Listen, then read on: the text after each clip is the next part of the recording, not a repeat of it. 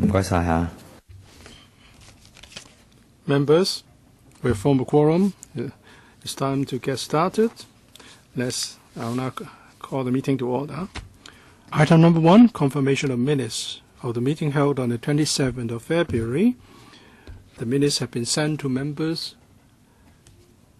and the Secretariat hasn't received any proposed amendments. So once again, any proposed amendment? If not, then minutes of the last meeting confirmed.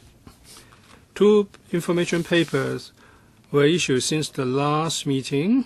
First, Legislative Council brief on United Nations Sanctions Somalia, Amendment Regulation 2018, is CB (1) 838/1718. The other paper is a reply from the Innovation and Technology Bureau in response to the suggestions made under the report of the panel's duty visit to Israel. Please refer to this reply from the I&T Bureau under paragraph in relation to suggestions under paragraph 4.2, and it's a paper CP1 891/1718 Next item, date of the next meeting is the 19th of June at 2:30 p.m.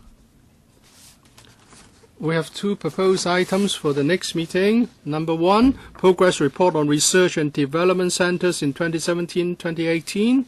Second item, proposed amendments to Patents General Rules Cap 514C. So 2 items for the next meeting.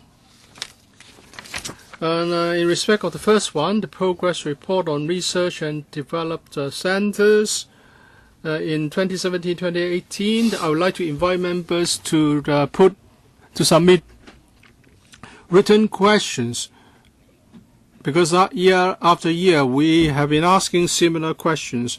So perhaps you may wish to bring up some outstanding issues by way of written questions, so that the discussion can be more focused. Dr. Lo Wai Kuo, among the items for discussion, I would like to propose one more addition, and that is the abolition of the MPF offsetting mechanism. This is going to affect the employers and the commerce and industry sector to a significant extent. So if I may suggest that we should invite the governments to give us a briefing on the preliminary way forward. It's also related to labor rights. So perhaps I would explore the way forward with the manpower panel. I'll put this on the list of outstanding items for discussion. It's hoped that we can find some time in the coming 2 months to discuss this particular item. I don't know whether the manpower panel will organize a public hearing. And if we are going to discuss this item in this panel, then perhaps we can propose a joint public hearing with the manpower panel. Well, I don't know yet what they would like to do, but I would certainly like to discuss the item in a meeting of this panel. And of course, we would like to listen to the various sectors, because at the end of the day there will be legislation, and employers and employees will need to come to some consensus, and there will be the need for more discussion. So I try to coordinate the work of the 2 panels. let's see when we can find a suitable time to take this on board. Next,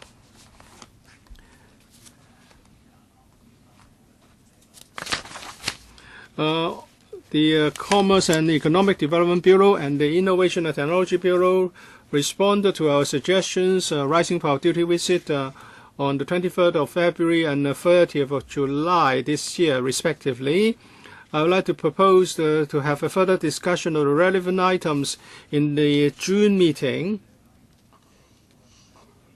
If members agree, the Secretariat will work out the arrangement with the bureaus. And if we have more than 2 items for the next meeting, I will propose extending the meeting time by 30 minutes. So that depends on the agenda. But I would make sure that as a matter of principle, there will be sufficient time for our discussion. But if we're just repeating old points, perhaps I will have to manage time more carefully. And also the chairman of the ITB panel and also the EA panel would like to have a joint meeting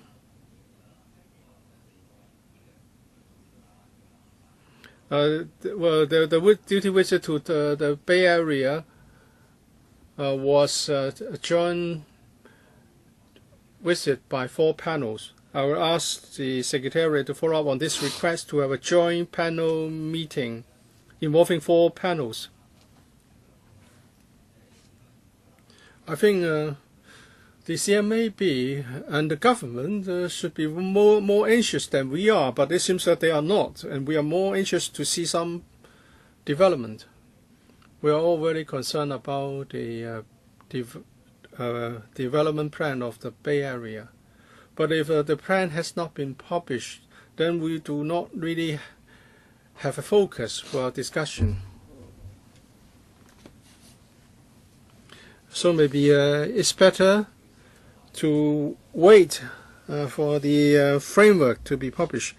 It's been suggested, I've heard, that the framework will be published this month. Well, perhaps we can ask the Secretariat to help us.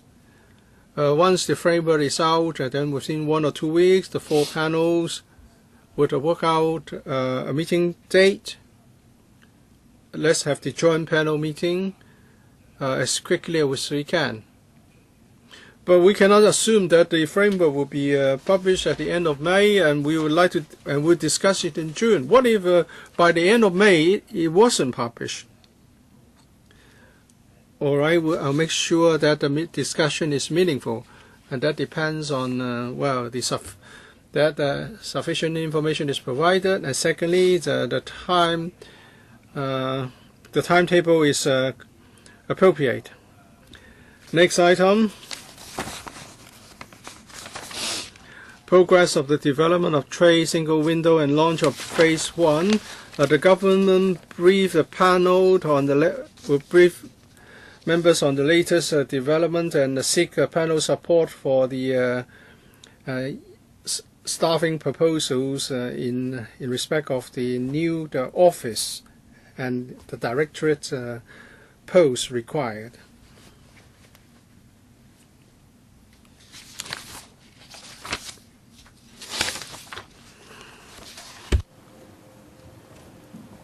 好，咁我就歡迎政府當局嘅代表出席會議。I would like to welcome the team from the administration.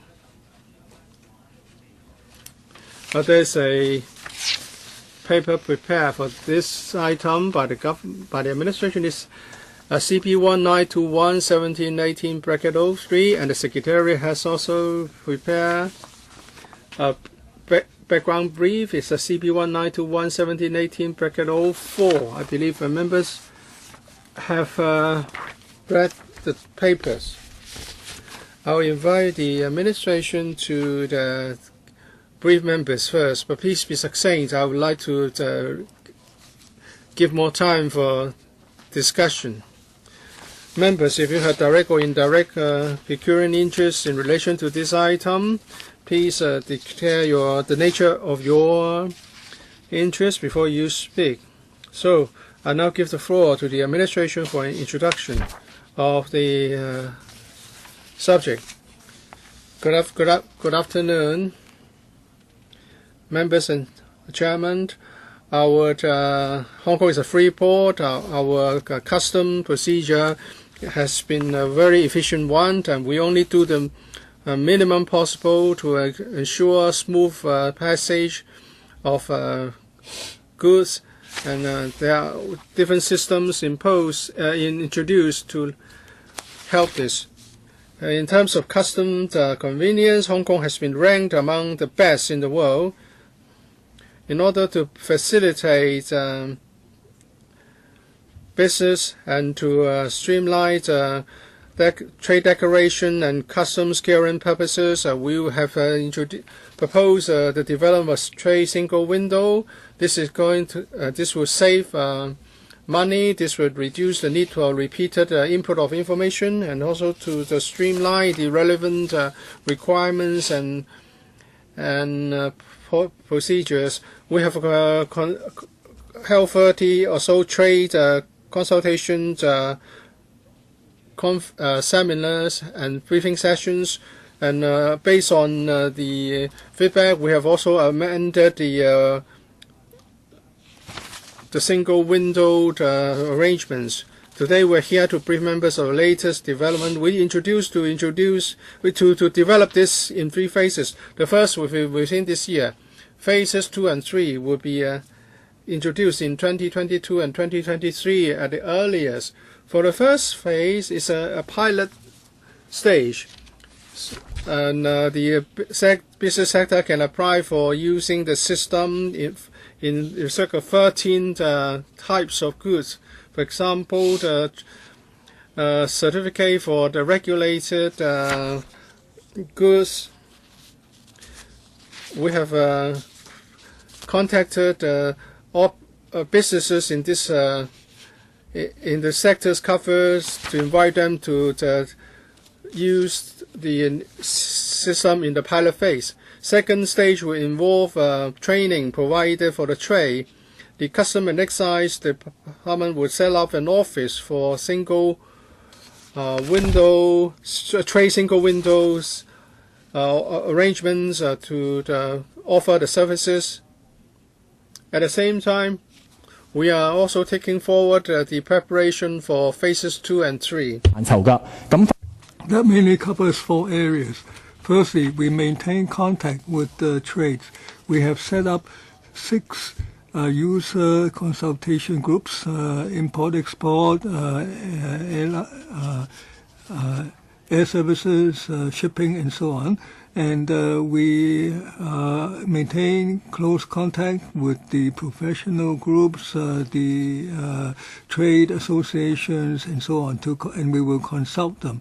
And we also work on system development, and we are undertaking the technical studies for phases 2 and 3 in order to understand the requirements so as to draw up the funding proposals. And third stage is legislation. We are working with the government departments to draft the legislative proposals. Now, the first part is about the trading single window, as an information technology system, and secondly, it covers the documents, the pre-shipment cargo documents, and so on. This covers over 40 existing pieces of legislation, including import-export ordinance and relevant subsidiary legislation. And we have to design the document flow system, and when we draw up the system, we discuss with the stakeholders and government departments to see what steps can be streamlined and what documents can be eliminated so as to raise the efficacy of customs clearance. So we ask members to support the project management office manpower requirements. We need sufficient dedicated staff. In 2016, we set up the project management office. It is now staffed by a staff grade C administrative officer. This post is for 3 years. If it's not extended, it would expire in June next year. And we need to extend 4 years, this post by 4 years to 2023, so that we have the managerial staff for the PMO, and the trade single window is now in a critical development stage, especially on IT front. So we need dedicated specialist support. And having regard to the government experience in taking forward major projects in the past, we need a chief system manager to take forward the IT work. This supernumerary post we suggest would be for 5 years to 2023. We are preparing for phase 1 and undertaking the preparation for the other 2 phases to make sure that the TSW is easy to use and achieves the purpose. And we also want to get the trades ready for phases 2 and 3 to enjoy further trade facilitation. So I invite members to speak on the document, 4 minutes each, including answers. Jeffrey Lam. The Under Secretary mentioned phases 2 and 3. We are not yet done on phase 1, so you are indeed forward-looking. Now, trade facilitation is the primary purpose. Customs clearance, handling documentation.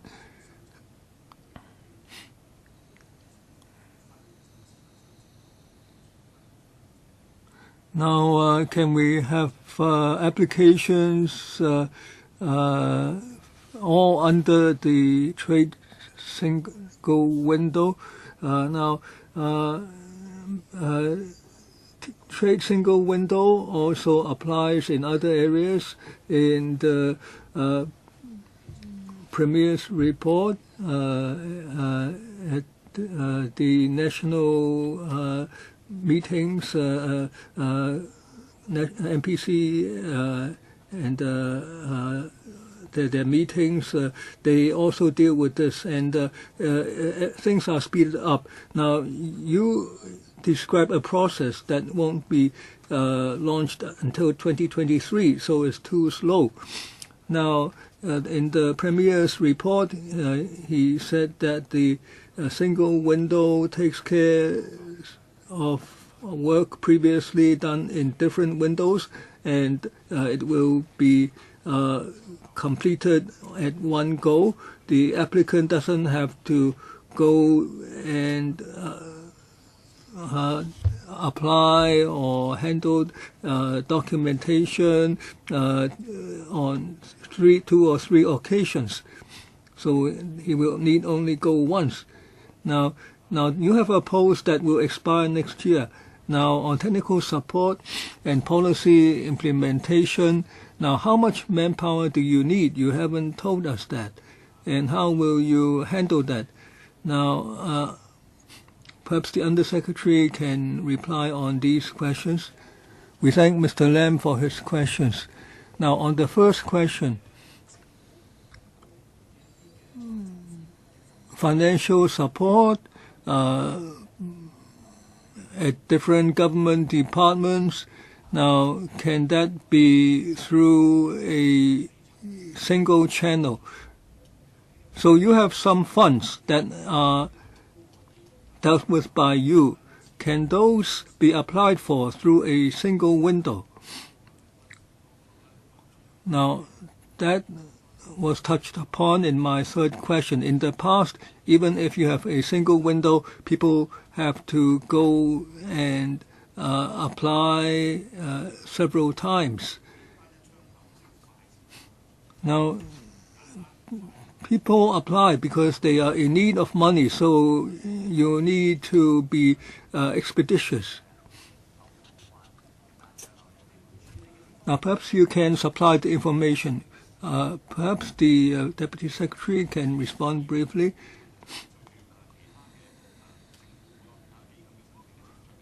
Now, on the procedures for applications for funds in various government departments, we have heard the trades asking for more easy procedures. We will certainly go ahead, and that's supported by the CE. We want to facilitate the industries, so that is important. In the future TSW, it will mainly be for customs clearance purpose, but if there are other areas where the industries hope to make use of similar mechanisms, such as by hyperlinks, we will study that, and we will also have reference to the experience in other jurisdictions regarding single windows.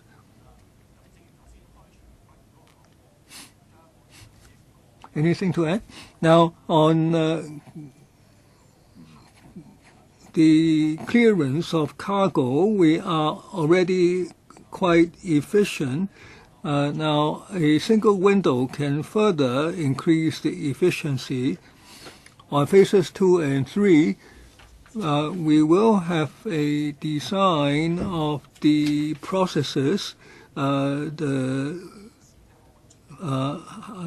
the processes can be streamlined so that we can, if possible, try to shorten the time taken for phases 2 and 3. On phase 2, we are trying to see whether we'll let the users make use of the mechanism for submitting the 30 odd documents voluntarily. Chung Kok Ban. Now, the single window is a trend, and it would be helpful to the import-export sector. We thank the government for taking on board the industry's views. Now, in paragraph 4A, now on trade declarations, now previously one have to go through customs before the shipment can be made. Now the change will be more helpful to us, so that for the time being we can use the adopt the past practice of submitting trade documents at a later stage after shipment. Now, can we indeed complete by 2022 and 2023? Now, it's a mega project, and many other jurisdictions have already adopted the single window. Now, have you looked into the experiences? Do we really need that long? Now, Hong Kong always has an edge. We enjoy free import and export of goods without tariffs. So if other people take such short periods to implement a single window, why do we need so long? Under Secretary, we thank Mr. Chung and the industry for giving us the comments. The post-shipment, trade declarations. We have made some adjustments there, so we try to help the industry so that there would be increased incentive to make use of the TSW. Now, as for phases 2 and 3, whether they can be expedited with reference to the experience of other economies. Now,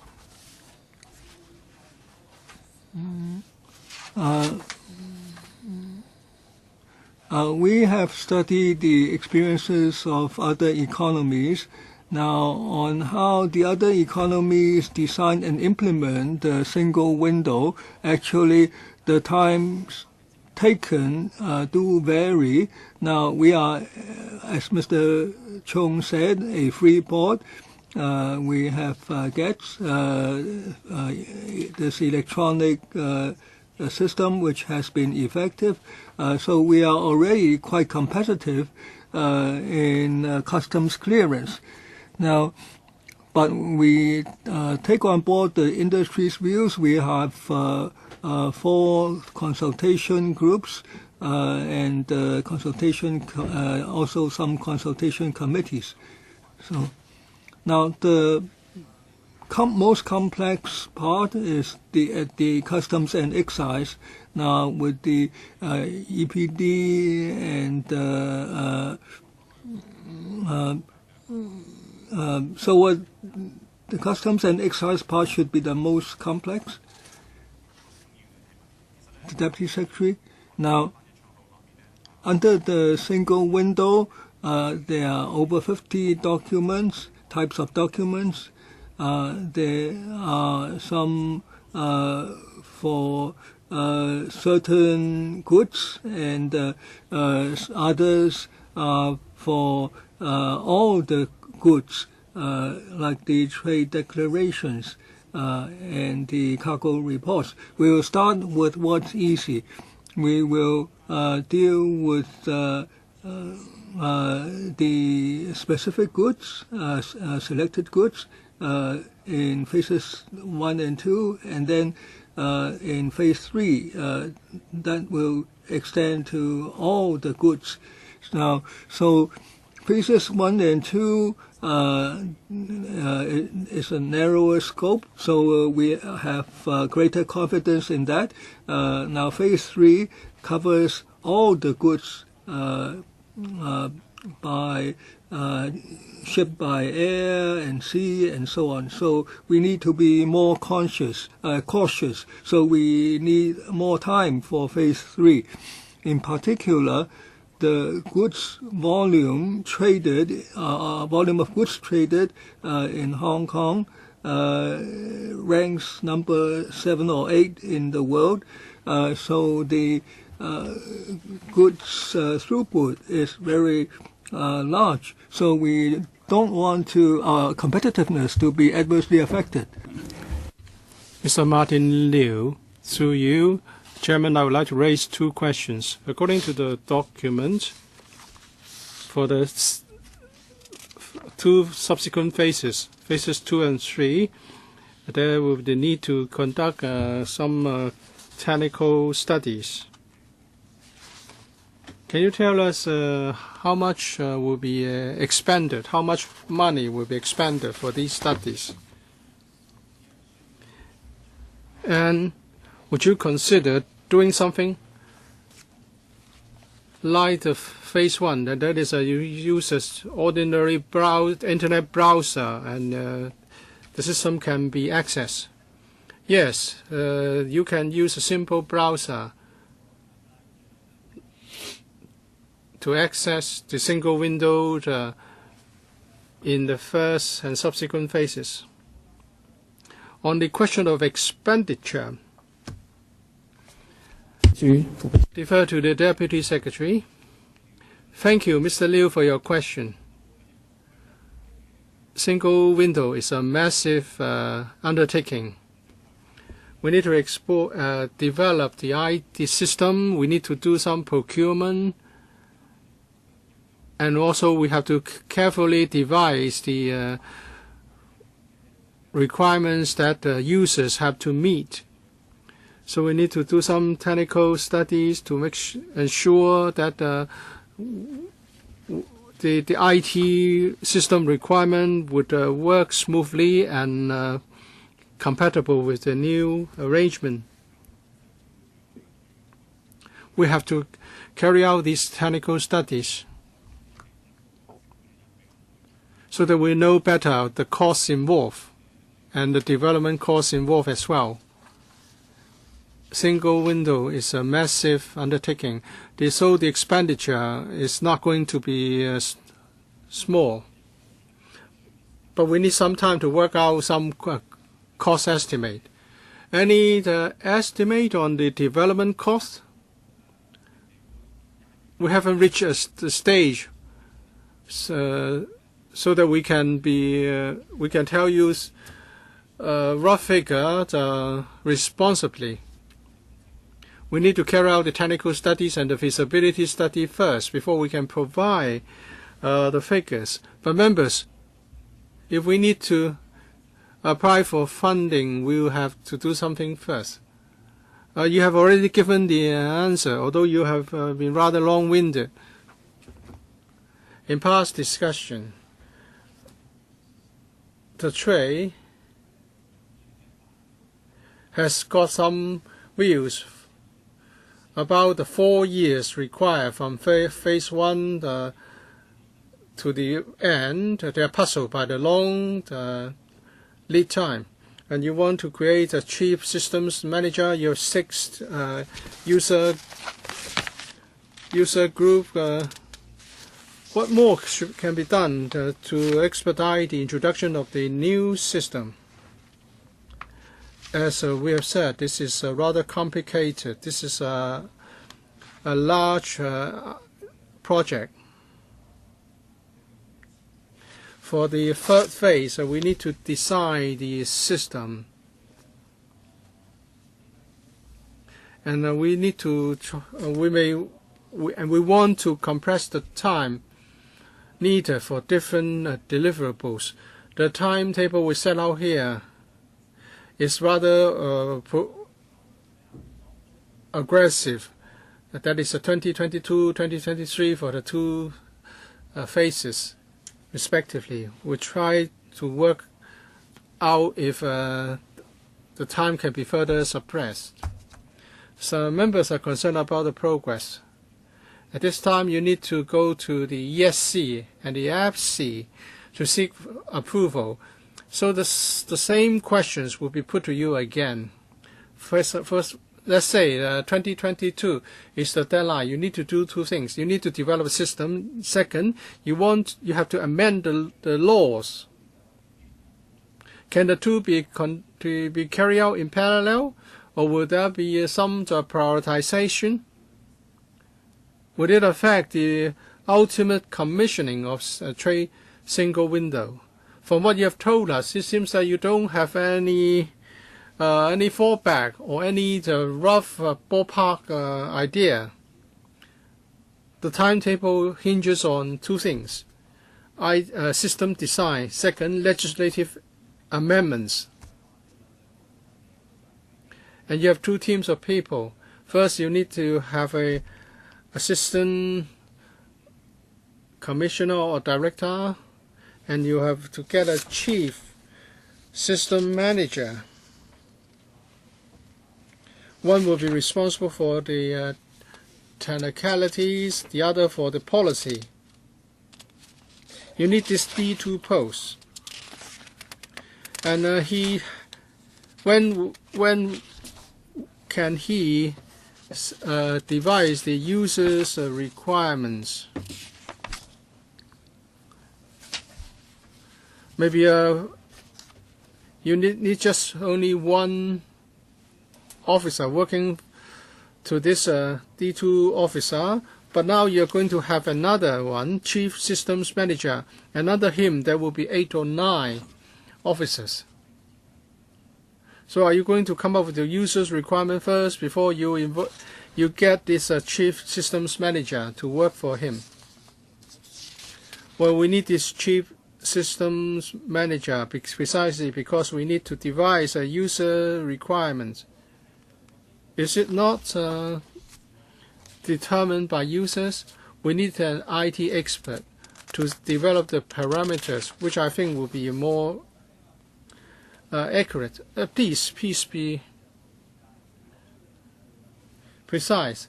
I think well, the technical person is there to help you with implementing the user requirements, and the user determines what requirements should be introduced.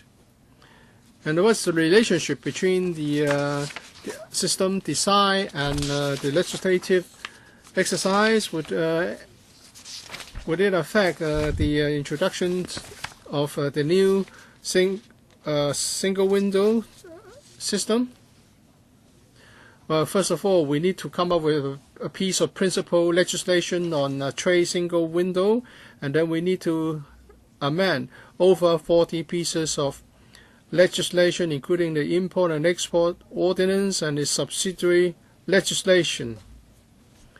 And also, well, we'll have to see if the IT system is ready.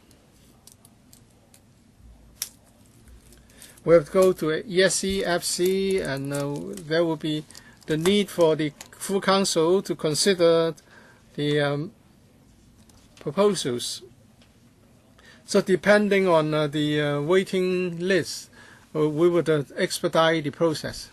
Well, there are many question marks for the entire work process. Let's not say whether it's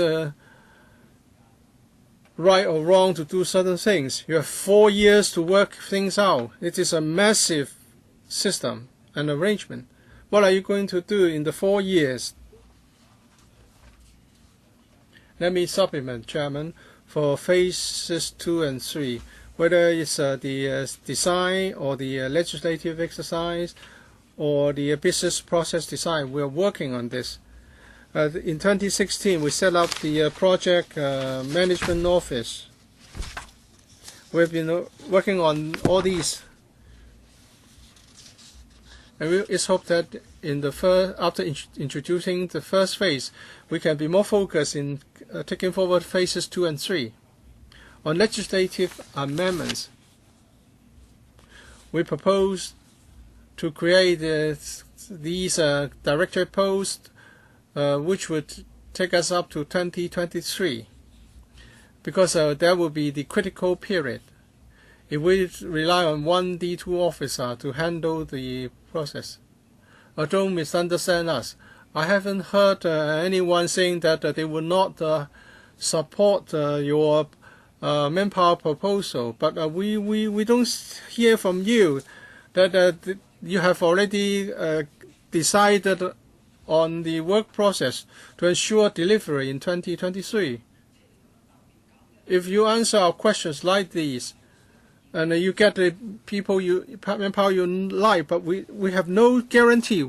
We're not entirely sure whether you can deliver by 2023. We understand there's a lot of complicated job to do, but we have to be clear about your plan to ensure that you will get the job done. Let me sum up the discussion. No one opposes to this particular paper. We know that trade single window is the trend to go, but you have to go to the ESC and the FC later. But if you offer answers like those given today, then unless you can persuade members to maintain their silence, then there are bound to be more questions. We have a timetable for phases 2 and 3. The original idea is to do some legislative amendments so that users will be required to use the new system. But that will mean that the timetable is even tighter than previously. So, as the Undersecretary has said, maybe for the second phase, we can allow the users to use the system voluntarily. Then we'll have more leeway. There are two major parts in the legislative exercise. First, we need to come up with a principal legislation, and that is the use of a trade single window as a system will be provided for in the law. Secondly, we need to amend subsidiary legislation or some consequential legislative amendments. We hope that this gradual approach can expedite the whole process. We are as anxious as members, and we understand members' views that we need to do it quickly because trade single window is beneficial to our competitiveness. And we are grateful for members' support all along. All right, I think my summing up is very clear. Members support the submission of the item to the ESC and then to the FC for approval.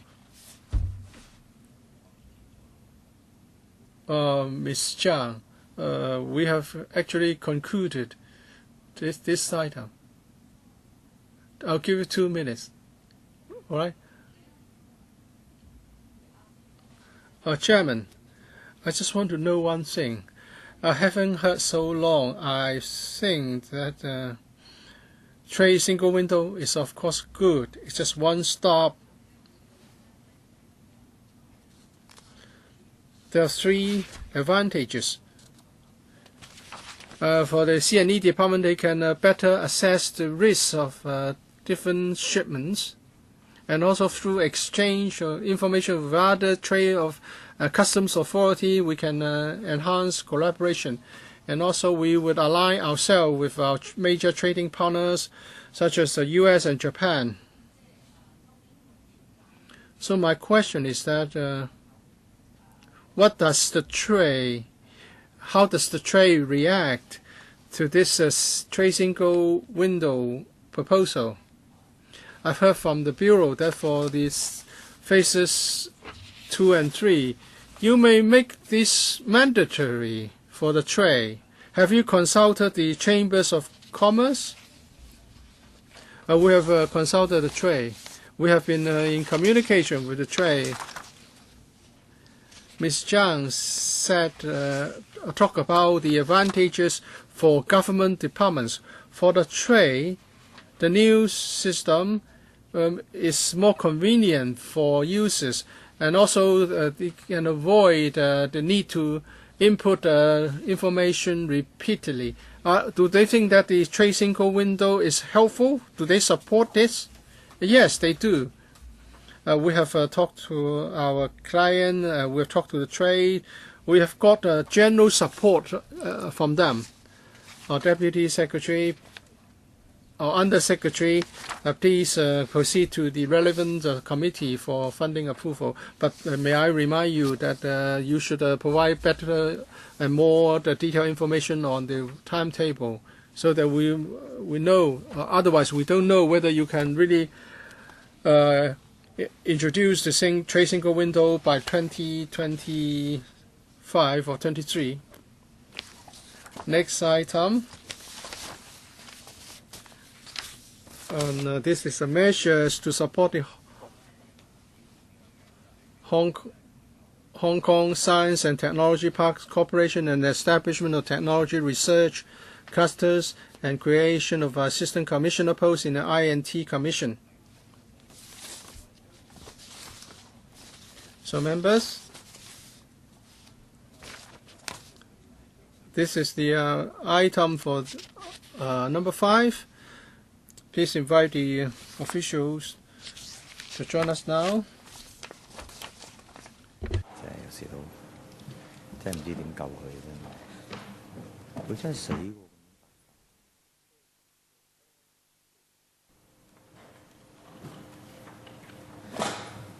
OK， 我哋歡迎係政府當局代表咧， welcome.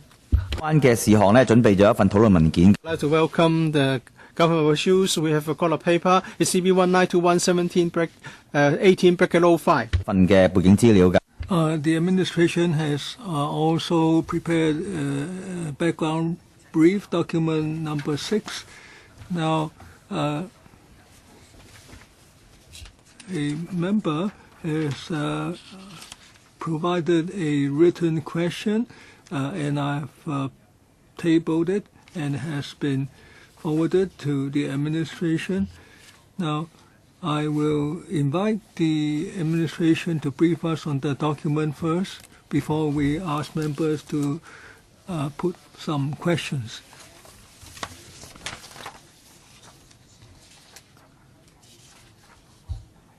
We will brief you on a series of measures to strengthen the R&D capability of Hong Kong and to ask members to support us.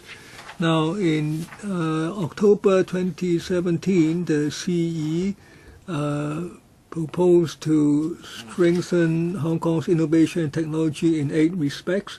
In the budget of 2018, $50.3 billion were designated for the relevant measures. Now, we propose to implement 2 world-class clusters, on healthcare technologies and AI and robotics technologies. We will invite top institutes from the world to join, and we will provide financial support so that the 2 clusters will attract talent from around the world and to cooperate with local institutes. This will provide local talents with opportunities to engage in this kind of work, and it can also promote the industries concerned in Hong Kong.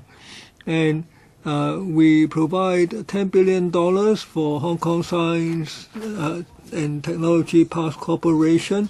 $3 billion will be for building infrastructure, and the other $7 billion will be to assist the corporation to provide more support and concessions to its tenants and incubatees, so that Hong Kong can meet the challenge of the competition around the world and to promote the development of innovation technology in Hong Kong. Finally, we want to start an AOSGC post to take forward the INT work that I just mentioned. Now, over recent years, the administration has introduced a whole set of new proposals, whereas the Innovation and Technology Commission hasn't really increased in its establishment. Now, the workload is already very heavy. We think that we need to strengthen the directorate establishment at the ITC so that we can take forward more measures in the future. We hope that members will support these proposals and the financial initiatives so that Hong Kong can have a more vibrant ecosystems for innovation and technology.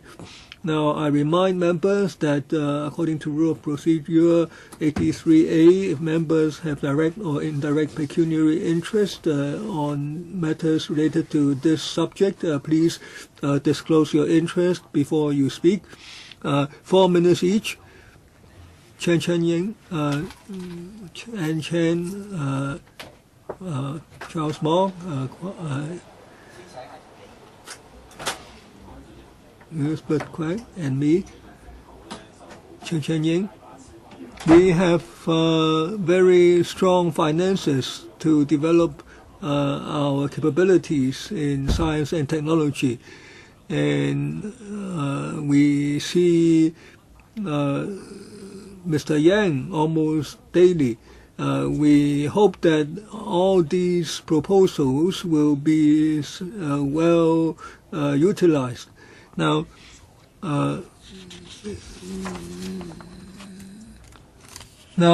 it's said that there will be a controlling or management committee.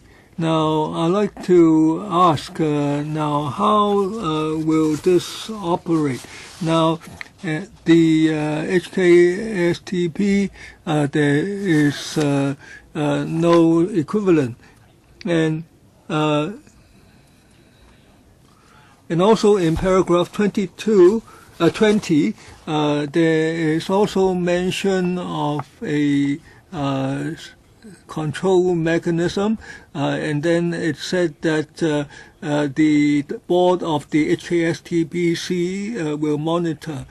But I do not see such a mechanism to take this forward at the HKSTPC.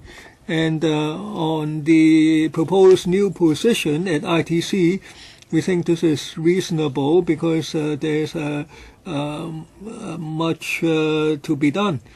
And on the job description, now for proposals that go to the establishment subcommittee, few proposals are so brief.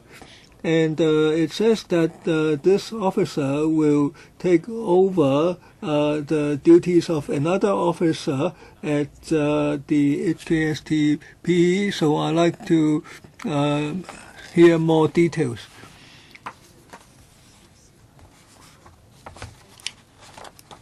Now, on the governing committee, now there are two levels. The first on the research clusters, and secondly at the HKSTP itself. Now, on the governing committee to be established, we haven't drawn up the details yet, but we see the need for a governing committee to oversee the operation of the platform, the laboratories, and so on.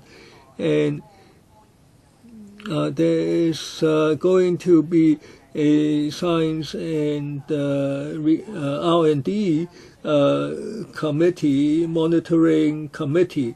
There will be a monitoring and audit committee to see how the money is used. There is also going to be a facilities committee, and to see whether the facilities and laboratories are adequate, whether there should be new joint use facilities, and to also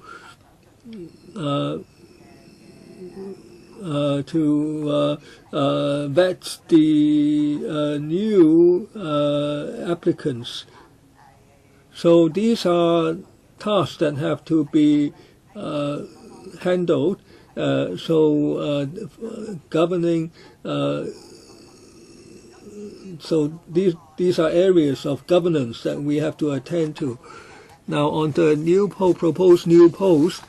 Now, the job description seems rather simple, but the officer is going to take over the duties of the officer who looks after the HKSTP. Now, that officer is the assistant. The new officer is the assistant commissioner for infrastructure, and assistant commissioner for infrastructure and quality matters. Now, in the future, they will also look at financial matters. Now, there are two pieces of legislation in the pipeline. Now, when these two pieces of legislation go through, there will be a lot of work. Now,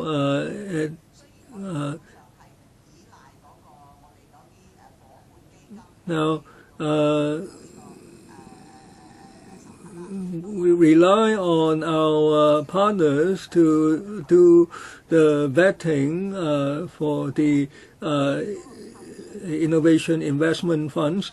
Now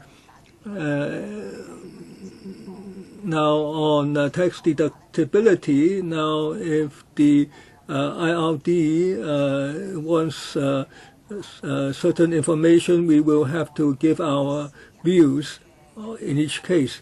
Now, if there's going to be outsourcing to private R&D institutes, we will also attend to that.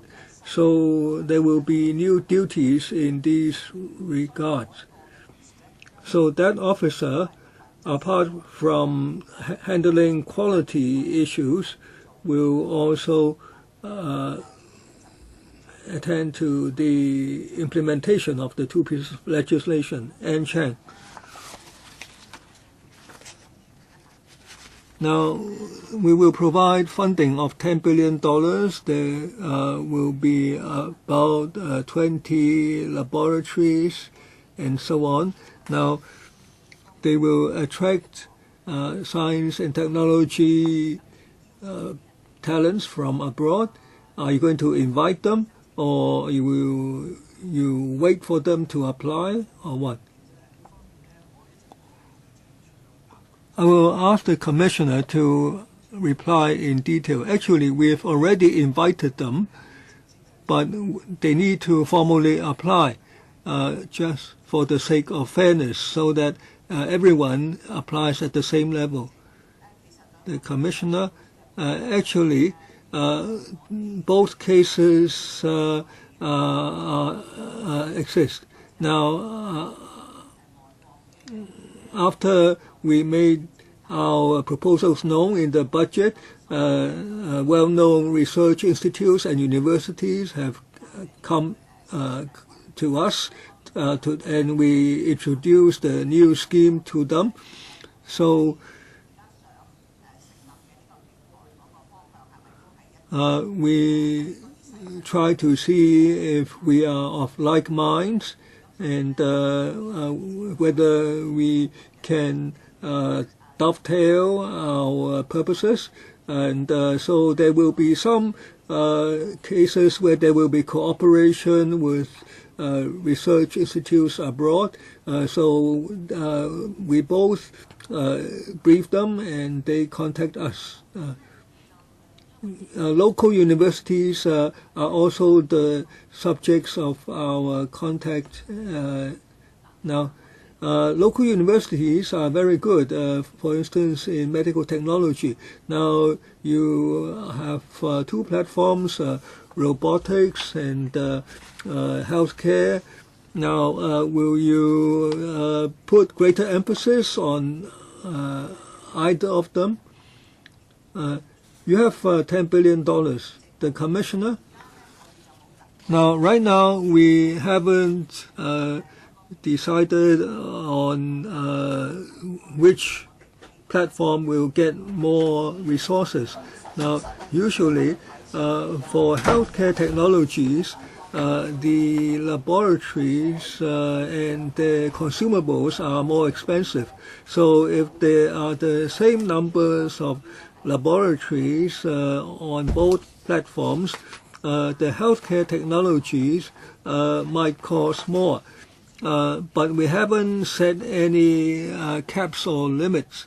We want to attract top research institutes, and they should also be appropriate. So we welcome both. I have one further question.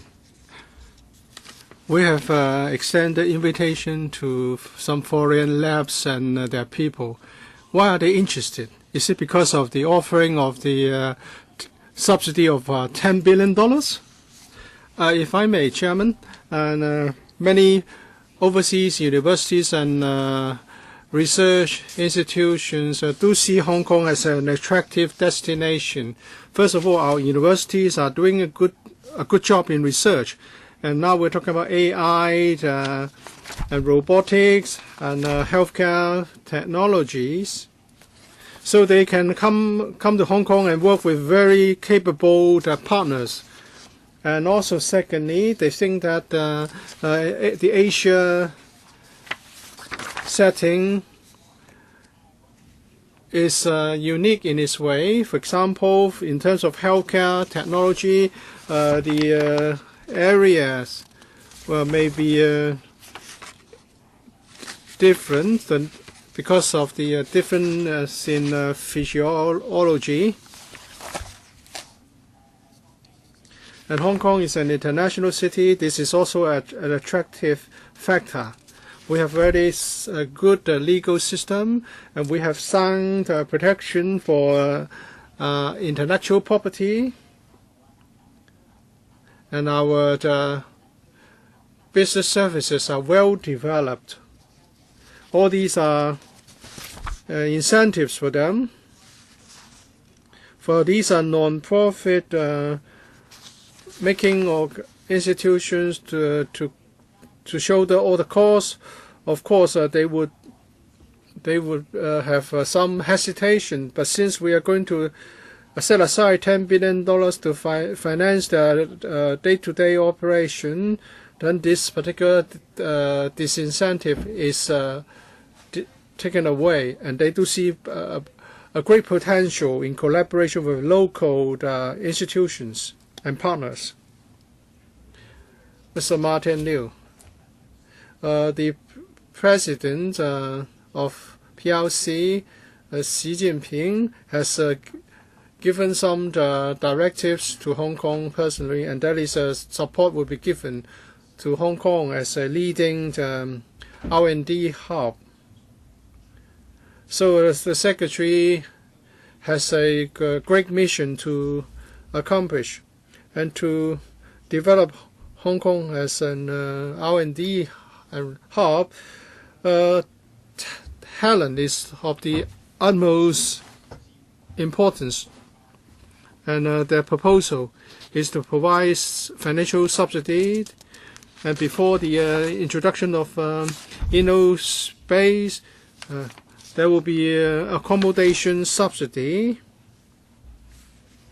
Well, I have doubts about the effectiveness of InnoSpace, but to attract talent and retain talent as well, we need to have hardware and software. Chairman, you went on the duty visit to the Bay Area. You know that among the mainland cities, and even in the same cities, there is a keen competition for talent among different districts. So apart from InnoSpace, we need to adopt a more accommodative thinking. But of course,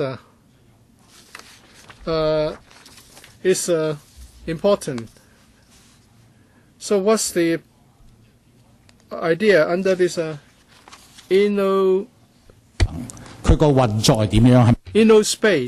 How big is it? And are we going to allow the incubatees and their employees to rent the accommodation, or I would defer to the Commissioner on this idea.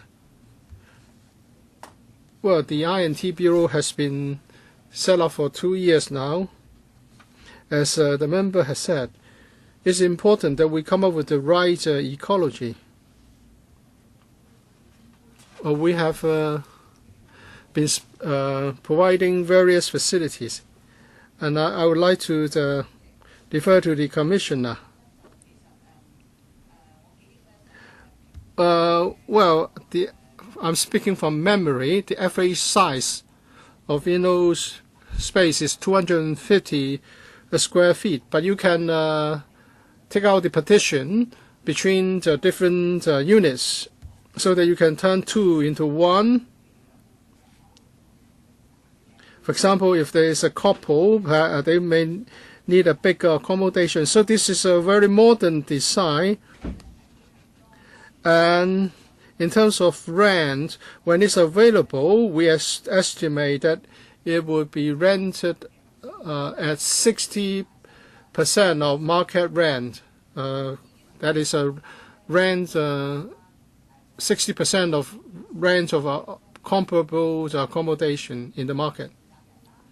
Those in charge of the technological companies, the employees from overseas, or visiting scholars, people in partnership may need short-term accommodation. So their stay may be from 1 month to up to 24 months. What's the rent again? 60% of market rate. Rent is set at 60% of market rate. Mr. Charles Moore, well, we need to enhance our R&D capacity so that we can be a R&D hub. And I believe we all know this is the trend. Even for people who don't quite understand technology, they start to know the need for this. And I am also in favor of the need to attract more the international R&D institutions, whether they are profit-making or non-profit-making, because even for profit-making institutions, they would offer a very good pay to attract talent to work for them. So what can we do and how can we compete? Well, we need to involve all those concerned. It's sometimes difficult to talk about all these measures in one go. I am a bit concerned about the monitoring mechanism, because we're talking about expanding public funds. For example, the arrangement for employing local people. We are not being xenophobic. We just want to offer training opportunities for local graduates, graduates of master program, doctorate programs. Of course, we need to have more training opportunities for them.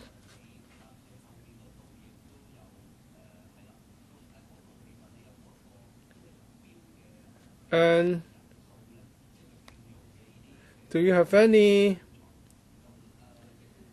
plan on the training of local talent?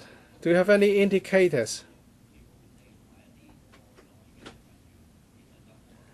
What about the ratio of imported talent vis-à-vis local employees?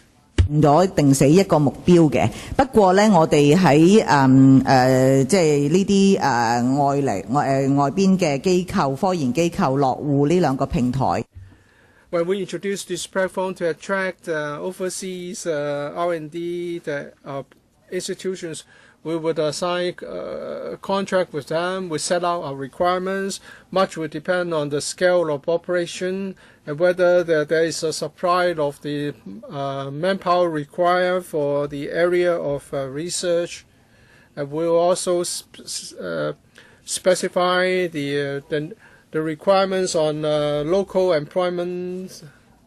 So much will depend on the area in question.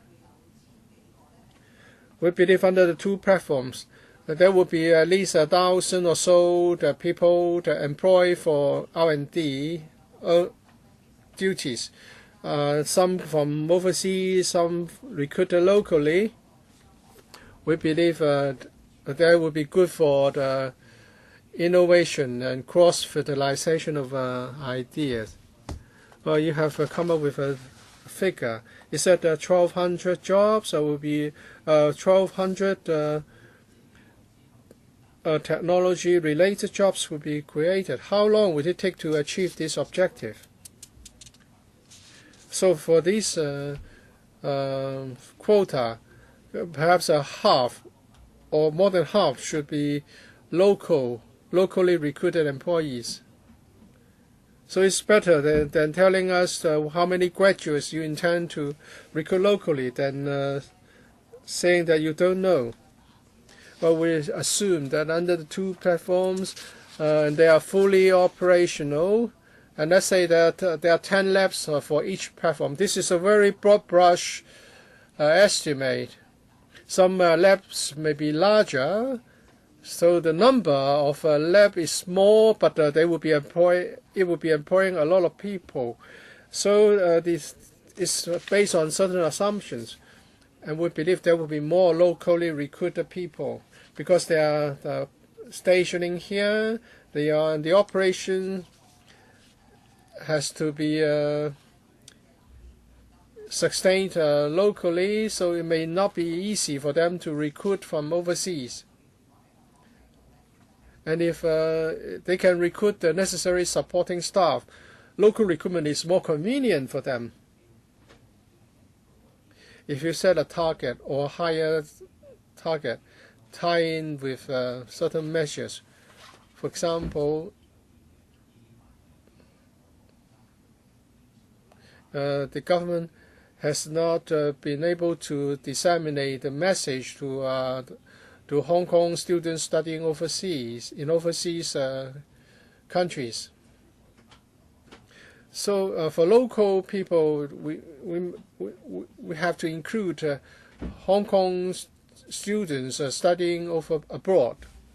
That would mean that manpower can be addressed more easily. It is a quote. We have been in support of promoting R&D, and this new innovative platform to be set up in the Science Park are supported. We need more people to promote this area. And I hope the government will not just take care of the interests of companies, technology companies in the science park, and you will also take care of other companies outside the science park, because we know science park is limited in size. Yesterday we received a piece of good news. President Xi Jinping issued a directive that the mainland would promote the R&D activities in Hong Kong, so that Hong Kong would be developed into a hub. I understand the government is now discussing with different departments of the CPG to see whether the grants of research can be given to Hong Kong and how facilities can be shared. Right now, this is mainly targeted at universities and national level institutions, and we'll try to attract more of them to Hong Kong. So would the HKSTP play a role in this regard? And new AOSGC post, will he take part in this work? And how will the government transform Hong Kong into a innovation and technology center of world class? Now, I think our achievements to date are the product of many participants. Now, we want to open our initiatives firstly to Hong Kong universities and research institutions and science and technology institutions. Now, So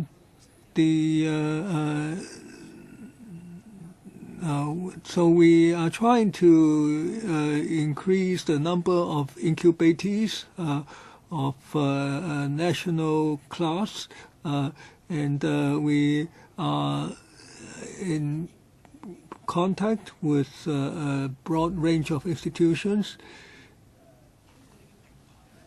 And through this platform, we want to further display Hong Kong's strengths on an international front. So we hope that the figures will continue to increase from 16 or 22.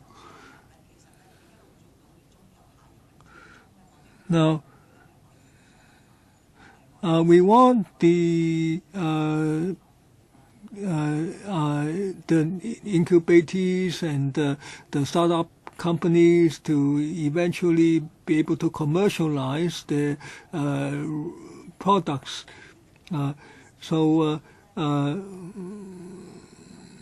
So we want to help these startups, and so they do cooperate with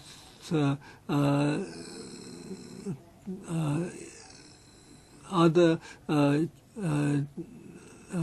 incubation clusters around the world. Now, I think we do not disagree that for Hong Kong to embark on a path of innovation and technology, now we do have some concern. Perhaps the Secretary can enlighten us on that. Now, we hope to attract 1,000 new talents to Hong Kong. Now, once they are here, will we have our own pool of talents coming from our local youngsters, or will we merely attract people to come and pass through Hong Kong? Will we need to undertake other steps apart from providing all the billions of dollars? Mr. Charles Mok asked a good question. Now, in the past 10 or more years in Hong Kong, we have seen the top talents in Hong Kong, rather than stay in Hong Kong after they graduate, they move abroad to develop their careers there. Now, have you traced these people, and are you going to invite them back to Hong Kong, especially if they are in the biotech and AI and robotics areas?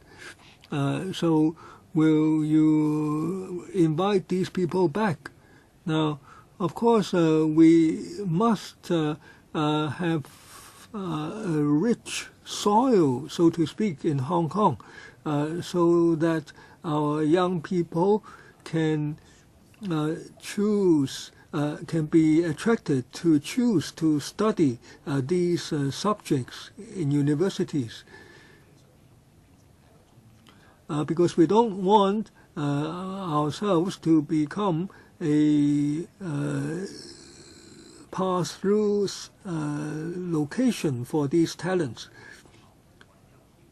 We want to nurture our own talents, and we want talents to stay in Hong Kong so that Hong Kong can become an R&D center. Now, I used the word ecosystem just now. Now, in the past 2 or 3 years, the Innovation and Technology Bureau has invested about $78 billion dollars, $7 to $8 billion dollars. Now, this is an investment in the ecosystem. For instance, the CE launched the initiative of tax concessions for people to invest in R&D. Now, with this new investment, then our talents can have better careers. Now, we have a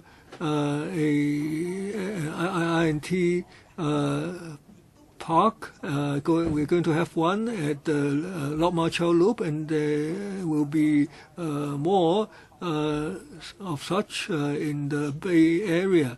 And we're going to have an I&T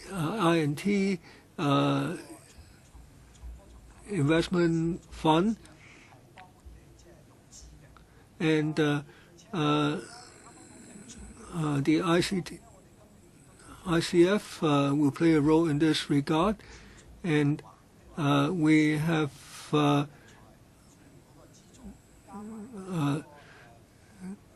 different schemes to attract talents.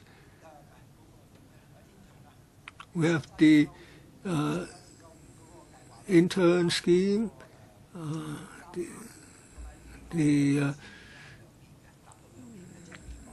and we provide support for 2 years. All this is to encourage companies to employ local I&T talents so that they have more opportunities. And also try to promote the startup culture. We want to catch up for Hong Kong to become a smart city. And with these smart city initiatives, new opportunities will be created for R&D talents. So this is the cultivation of our ecosystem. And the two clusters or platforms being proposed will also aim at becoming a world-class platforms here.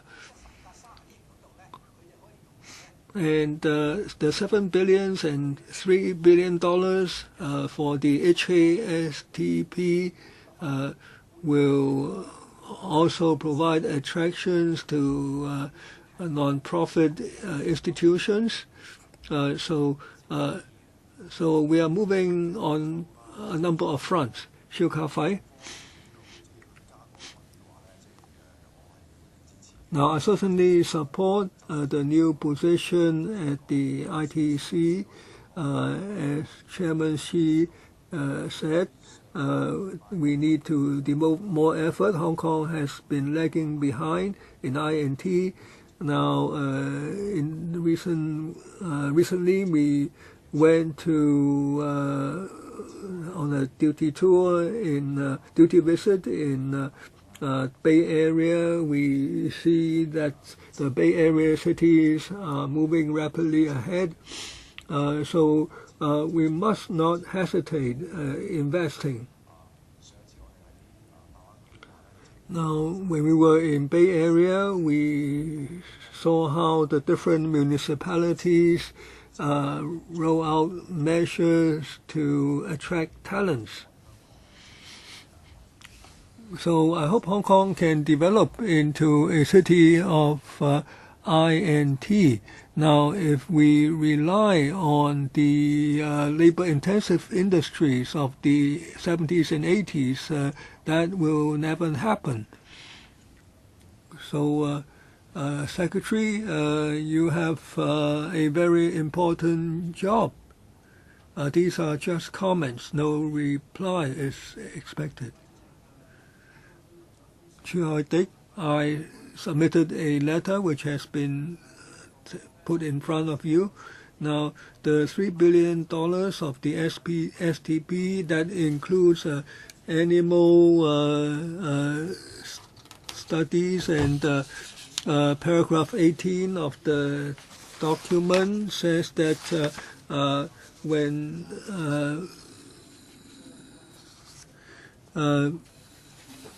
in these animal studies, international standards will be followed. Now, what do you mean by international standards?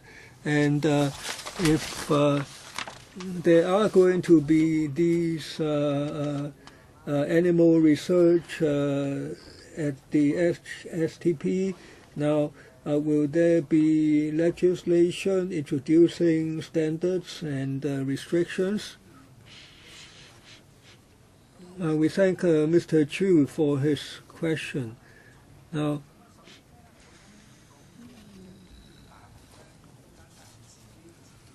many local universities already have their own animal research facilities. And over the years, to my knowledge, now I also work for the Polytechnic University. We all follow the laws and international standards. This is nothing new. We do the same things as the universities have done. And the Commissioner, on Mr. Chu's question, first I have to say that this is part of our healthcare technology cluster. So animal research and healthcare studies are an essential step for clinical testing. So we need to go through animal research before we can conduct clinical testing. Now, in some cases, they might not, the research findings may not apply to humans, but still around the world we need to conduct animal research before clinical tests are undertaken. As the Secretary said, we do have animal research facilities at universities now, but they are of limited scale and only sufficient for universities' own use. Now, this is necessary for us to establish such facilities. We will certainly follow the highest international standards. And there are such standards internationally on where the animals can be obtained, how the laboratory tests are going to be conducted, what's the qualification of the researchers required, and so on. The Secretary said local standards adopted by the university will be followed. Can the Bureau please tell us the standards adopted by our universities? I don't know whether all the 8 universities are doing the same, are having the same standards. Well, we can provide the information in writing, but we will follow the highest international standards. So please be assured that this will be the case. And we also learn from universities, and we would seek advice from experts. We may not have many labs to start with, so they might be using the small animals such as mice, but we may need more in the future. So we would consider views from the users and the experts. Can you tell us the quantities of small and other animals? How many mice? That depends on the tests required, and we focus on the animals, the types of animal needed for such tests. In the future, maybe we need to use rabbits or even larger animals. This would depend on the research conducted and the tests required, and whether there's a large number of animals required. Mr. Ma Fung Kwok. Thank you, Chairman. With regard to the creation of an assistant commissioner post, I give my full support to this. And I actually wonder whether we are doing enough. President Xi Jinping has just given a very important speech on the development of R&D in Hong Kong. It's very encouraging that the president would speak on the R&D in such a small place like Hong Kong. Actually, there's a joint letter presented by a number of fellows of the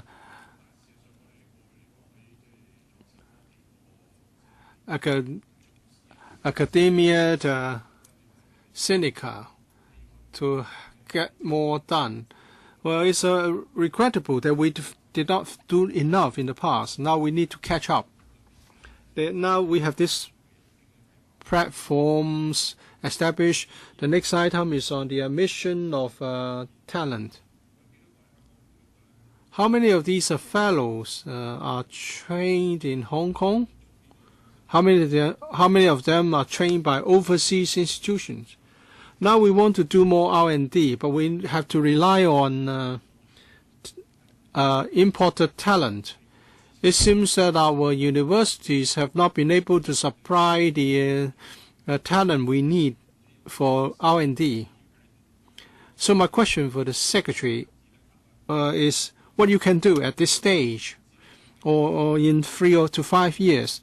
We are going to have sufficient supply of local talent to take up the post. We have fewer students enrolling on science programs. Capable students would either go abroad to study or they would opt for business subjects. So is the platform proposed sufficient to support an R&D development? Or would it facilitate the delivery of the results mandated by the President's vision?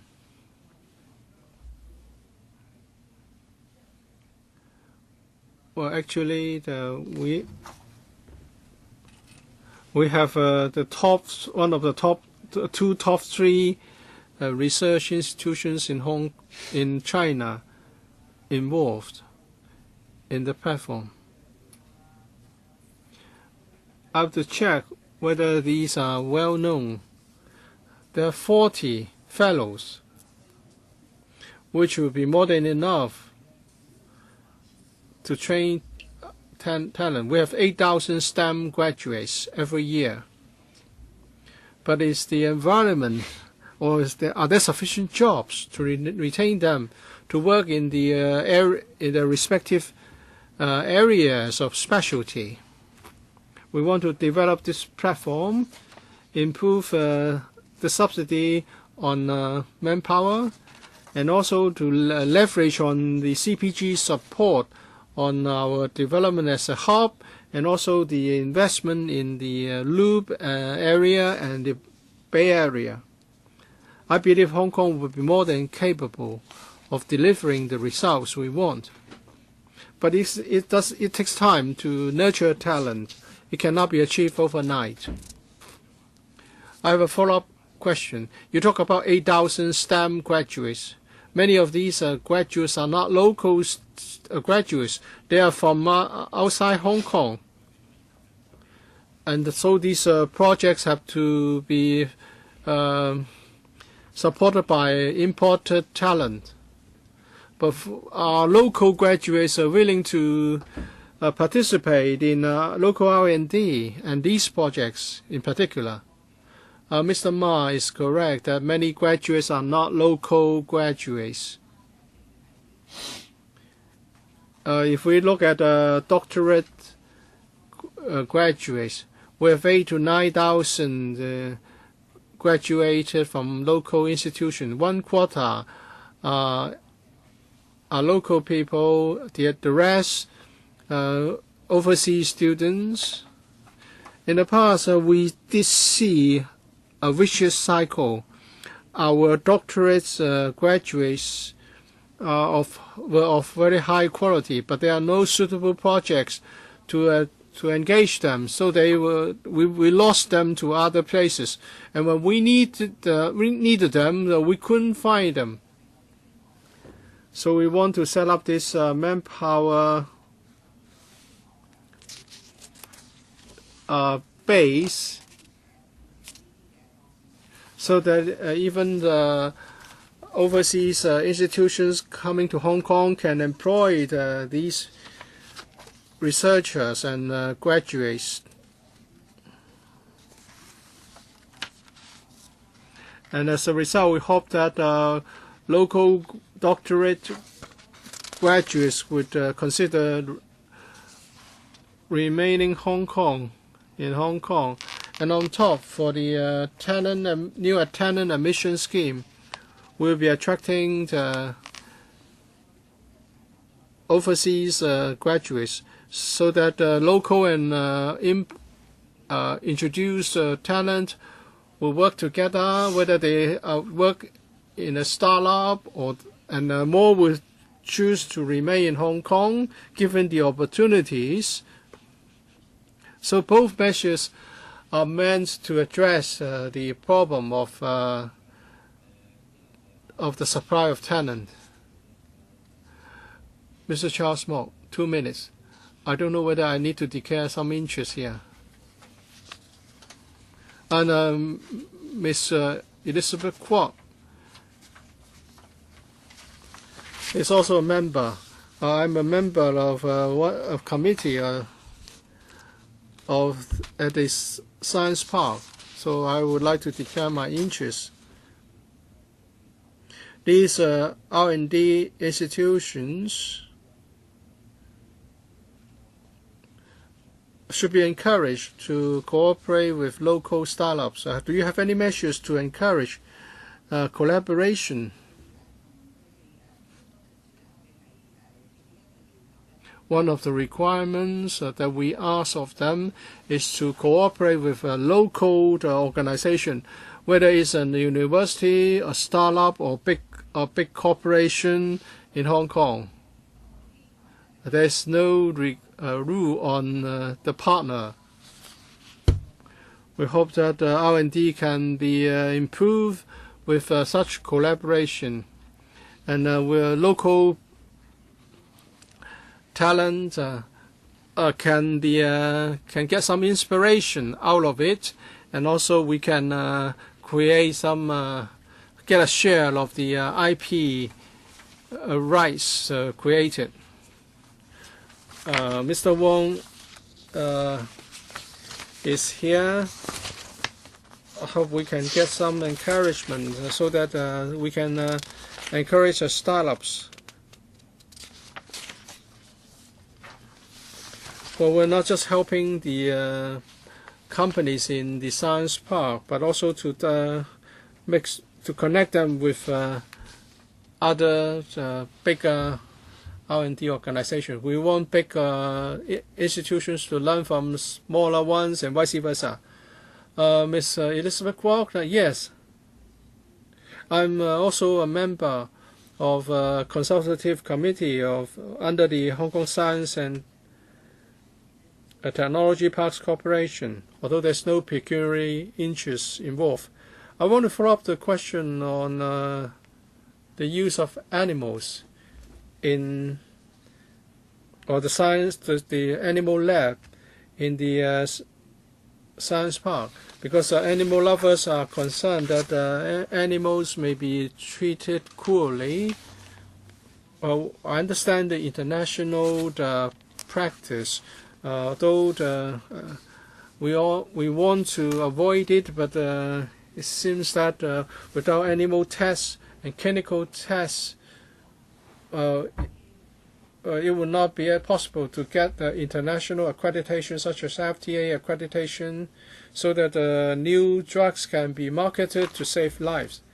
So if we use drugs or new medical procedures and devices, we would not be able to have access to the new invention without carrying out animal tests. I hope the government would explain this to the government, to the public, and also please tell them that the international standards will ensure that these animals which we sacrifice in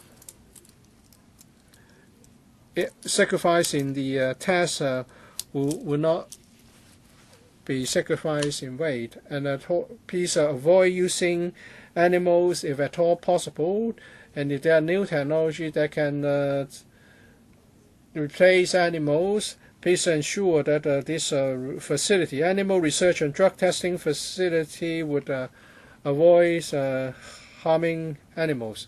All right, I think that's all we have for this item. I believe members are in support generally to the establishment of 2 research clusters and the provision of additional resources, and to set up the 2 platforms and and we also support the creation of the AO staff grade C posts. And Secretary, you've heard members, you need to proceed to the ESC and the FC, and I believe similar questions will be raised when you go to the ESC and FC. And that is to say, we would like to make sure that there will be a clustering effect and we can retain the talent instead of making Hong Kong as just a midway stop. And that the R&D we conduct will meet our needs instead of the needs for the Bay Area initiative. So please give us more detailed information in your new submissions, and tell us how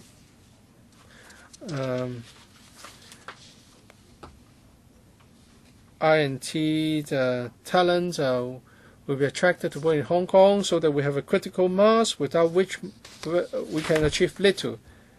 And lastly, we want to ensure that there is a good monitoring mechanism. You know, innovation and technology is about doing things at the very forefront, the cutting edge of technology. And behind the arrangement, there is the need for supporting bureaucracy and setup. Please ensure that you focus on technology and R&D instead of just adopting mechanism to regulate the resources expended. That's all for this item. You are going to provide a written reply to Mr. Chiu Hoi Teek's question, I suppose? Okay. Next. 啱好啊，4:3。Next, we are right on time, the implementation of a technology talent admission scheme. So welcome. We have a discussion document, CB bracket 1, 201718,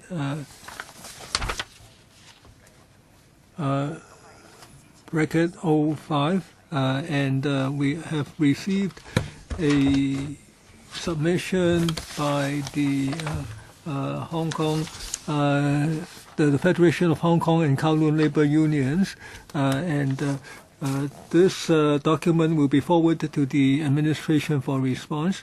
And there's a PowerPoint by the administration first, the secretary. On a pilot basis, we will take forward a 3-year technology talent admission scheme so that technology and science corporations can get employees not easily available in Hong Kong. And first, I will ask the Innovation and Technology Commissioner to brief us with the help of the PowerPoint, and then we will be glad to answer questions. A brief introduction of the scheme. You will remember that in the policy address last year, the CE announced 8 directions to promote innovation and technology. 2 of them, now one is to pull together technology talent, and the other one is to attract top overseas and mainland scientific research institutions to Hong Kong. Now, in nurturing local I&T talent, we have existing and new measures. First is an internship program. This is for local STEM graduates. Science, technology, engineering, mathematics, STEM. And last year we approved over 600 of these interns so that they can work in science and technology corporations. We provide an allowance to them. And then we will introduce the postdoctoral hub. Now, this is for local or overseas or mainland STEM PhDs. And we hope that they will do R&D in Hong Kong. And then for existing employees, we have an reindustrialization and technology training program so that they know what's industrialization 4.0, etc. This is to nurture local talent in science and technology.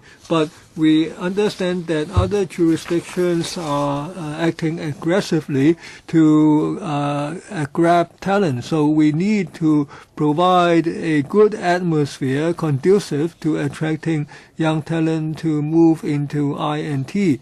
Because many past graduates went into different fields. Now, for new schemes such as the platforms that we mentioned in the previous item cannot wait. And so we need to break the vicious circle.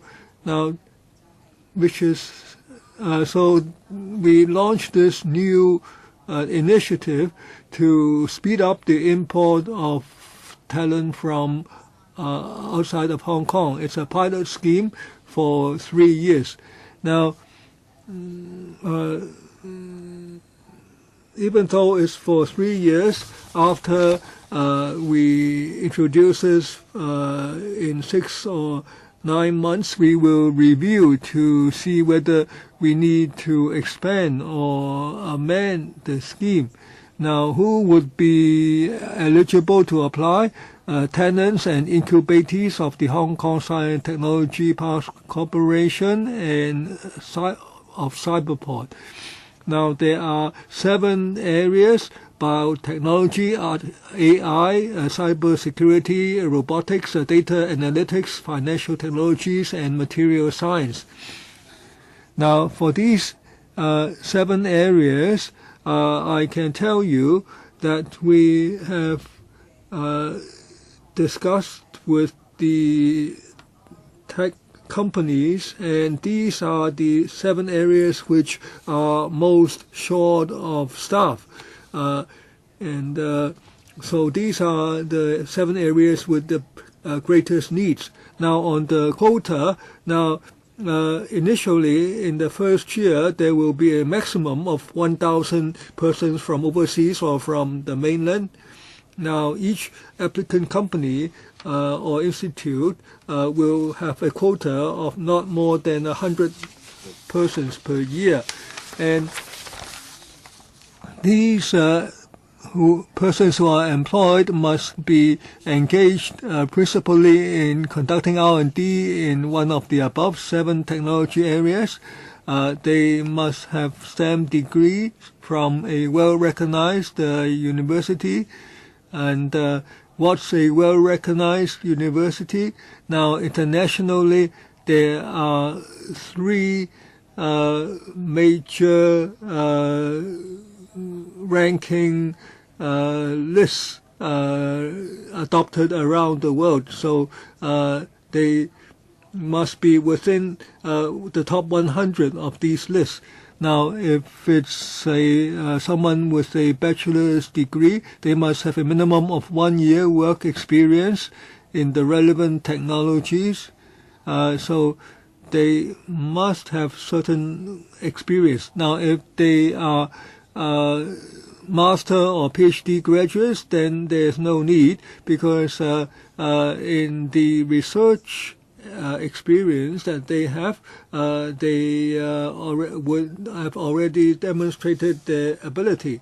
Now, the salary level will be in line with the market, or they would likely be higher, because when they are attracted from abroad, certain expenditures would be necessary. And also there's necessity to employ local talent. Now, for every 3 non-local talents employed, there must be also employed 1 local full-time employee for technology-related work, minimum 1 year contract, plus 2 local interns for technology-related work, at least for 3 months. They can be undergraduates, graduates, or postgraduates. So this is not just an admission scheme, it's also a training scheme, so that both the company and the talents, whether local or abroad, from abroad, would benefit. The application is in 2 stages. First, application for quota. The company directly applies to the HKSTP or to Cyberport.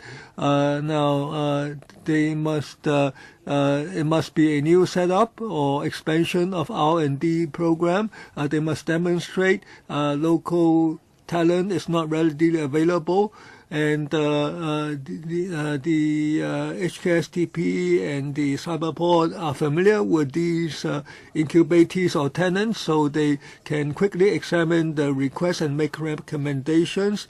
And then the ITC will decide on how much quota to allot to the company. Now, when the talent has been located from abroad, then there would be application to the immigration department. It must be submitted within 6 months of quota allotment. The main job duties, academic qualifications, technical skills, work experience, and remuneration, etc., must fully meet the quota specifications. And then the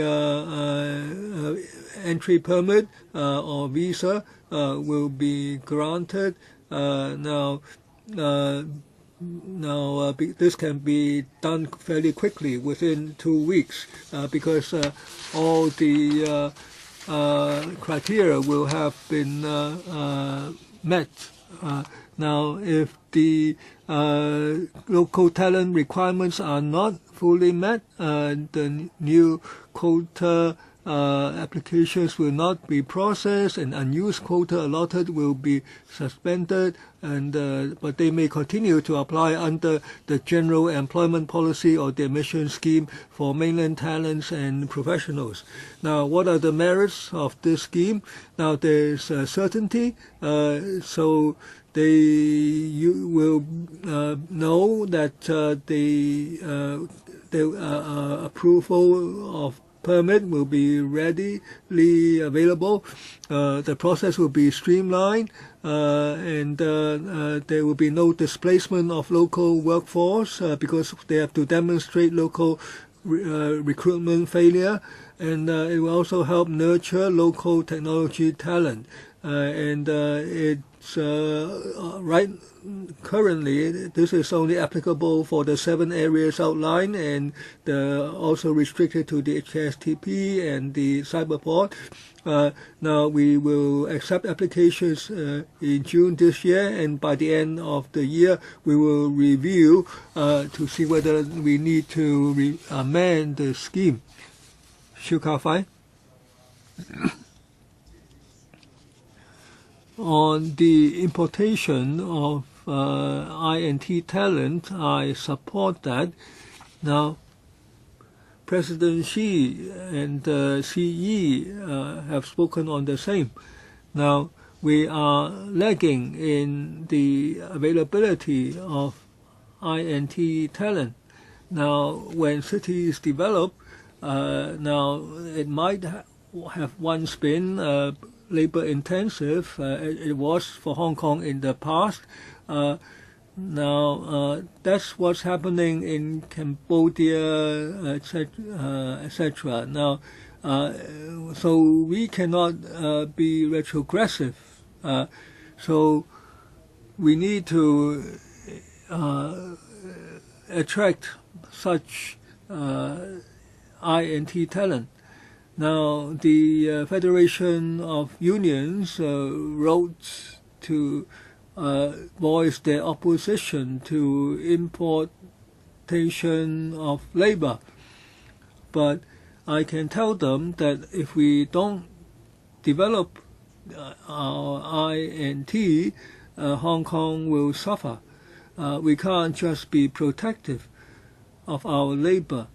Now, for local graduates, they need to be supplemented by international thinking and knowledge. If we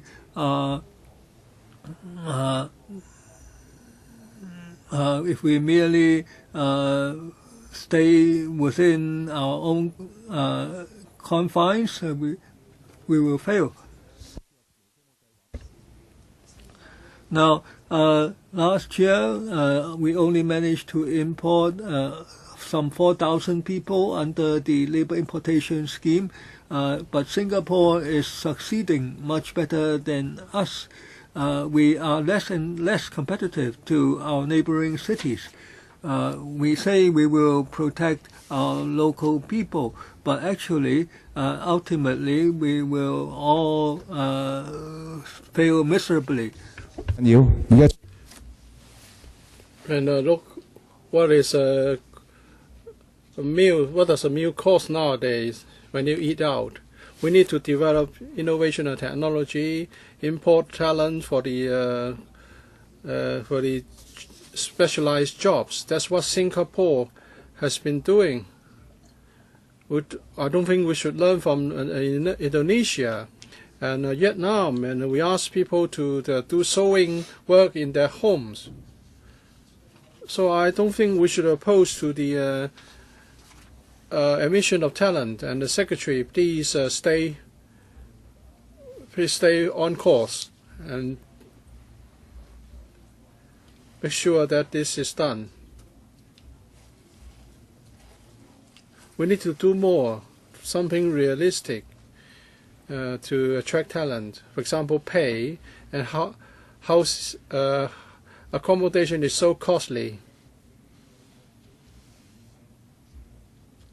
I don't remember the name of the city. There's a city to offer very attractive terms to newly recruited specialists. What can we do to attract these people? Money, housing allowance, etc. And if they have children, are you going to provide them with places in international schools? Can you please give a written reply to the Deputy Chairman? Time is running out. I'm sorry, we have 4 minutes for each member, and that's the time for both answers and questions. Well, actually, all places in the world are competing for the specialized talent. And I hope the government will not tell people to go to Bay Area to seek opportunities, and then you do not also bring in talent. You should do all sorts of things to support them. Because when people talk about the admission of talent, they are worried. The government needs to explain what it's going to do more clearly. Now the scheme would expedite processing of application, and at the same time, you are lowering the requirements. You don't need work experience, PhDs with no experience, or the graduates in a master degree with 1 year's experience, and there's no need to check job advertisement and so on.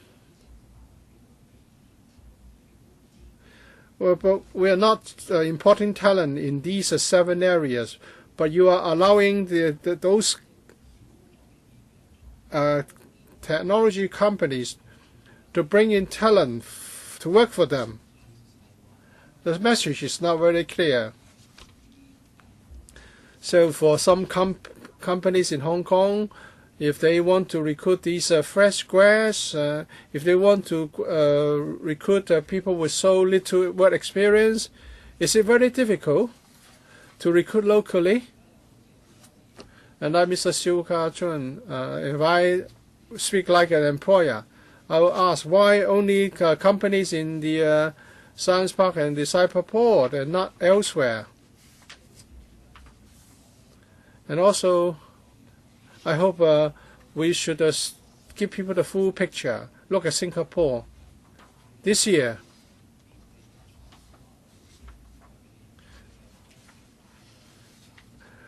Singapore has reduced drastically the scope of talent importation and labor importation scheme because local people are aggrieved by the diminishing promotion opportunities. And there are more overseas, big corporations from overseas going to Singapore. And now even Singapore knows that the admission of talent should not be done indiscriminately.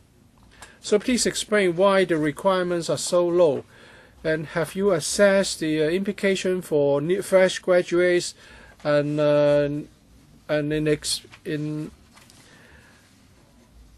new employees? First, it's limited to a quota of 1,000. Second, we only offer this to companies in the Cyberport and the Science Park, and we have talked to them to understand their needs. If you look at these 7 areas, they are all new areas. If you set the criteria too high, for example, if you look at AI, would you say that you need 5 years of experience? Companies who need to admit these talent have to prove that they cannot recruit the same talent locally. If they can, the quota will not be offered. And also there's global competition for such talent. These jurisdictions would look at the skills and not whether they are PhDs or they have certain years of experience. So now we want to expedite the process, and we have to make sure that they cannot recruit the talent locally. Otherwise, we will not allow them to bring in overseas talent. And also, we introduce this 1+2 arrangement. If they bring in 1 or 2, 3 overseas talent, they will have to also recruit local people in this ratio. So it's going to be better for local graduates. And also there is a subsidy for postdoctorate graduates and also internship program, which will be entirely for local graduates. First of all, I need to extend the meeting time by 15 minutes so that we can finish all the agenda items. And if the Secretary has not answered your questions in full, I hope you would follow up with written questions. And I hope the Secretary will also be more succinct in replying to our questions. Mr. Chan Cheng-Ying. Well, the definition of technology talent is rather loose. They should be called talent with potential instead of just talent. Companies that can use this scheme. You talk about companies in Science Park and Cyberboard, but it's also put down as talents and incubators. In the paper, in the financial sector, we have some sandbox platform for the purpose of trying the use of new technology. Would these financial companies be allowed to bring in talent to help them with the sandbox experiments? And also, it's said in paragraph 3H. That the remuneration for the non-local talent should be broadly commensurate with the market level in Hong Kong. But if it cannot recruit locally, should you not allow them to offer better pay to attract non-local talent? And also, if a company needs 3 talent, very quickly you approve it, and then the company fails to recruit local people, and the only sanction is that they will not be allowed to bring in more talent later. But the 3 they have got will be all they need. So what kind of sanction is this for sandbox companies? Companies involved in sandbox experiments, if they are in the Science Park or Cyberport, they can use this scheme. We want to make sure that the trial project is carried out efficiently. On the question of remuneration, we should make it clear that they should offer higher but never lower remuneration than the market rate. We don't want to allow them to recruit on low remuneration. And I'll defer to the Commissioner for the sanction. Technology companies we know do not specialize in one area of work or one project or one line of business all the time. They will be moving ahead all the time. Let's say, but this time the only benefit is the expedited process. If they don't live up to the bargain, they would be sort of blacklisted when they develop another line of business and they need to bring in talent. We will not allow it. So perhaps we can try it out first. We believe technology companies would meet the requirements. So sometimes when we want them to offer internship opportunities, they would always do it. So I don't think they would simply refuse to hire interns. And also whether the talent is actually the talent with potential. in our contact with technology companies in terms of healthcare technology, and if you are a graduate of a master program or doctorate program, you are specializing in a certain area. And also, time is very important for technology companies. If they can be 6 months ahead of other technology, they would enjoy a certain advantage. All right, if there are outstanding questions not yet answered, please follow up with written questions, members. Mr. Chu Hoi-dik, I have read the letter from the Federation of Hong Kong and Kowloon Labour Unions. I hope the Secretary can explain to us why, with the 3 schemes for the admission of technology talent, they can be admitted through the 3 existing schemes. Why do we need a 4th scheme?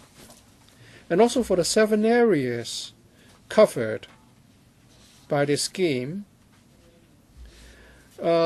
please tell us, there are 8,000 STEM graduates and some other graduates that we produce annually. How many of them fall within these 7 areas, i.e. that their qualification are for these 7 areas? How can you tell Hong Kong people that these graduates,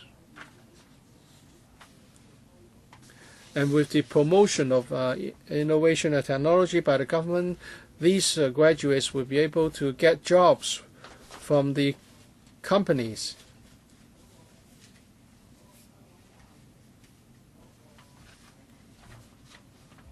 Maybe you should sort of link up with educations in the education system. Well, where have these 8,000 graduates gone? Are they qualified for the 7 areas? Why are they not qualified for the talent pool? Well, we have 2 schemes for the admission of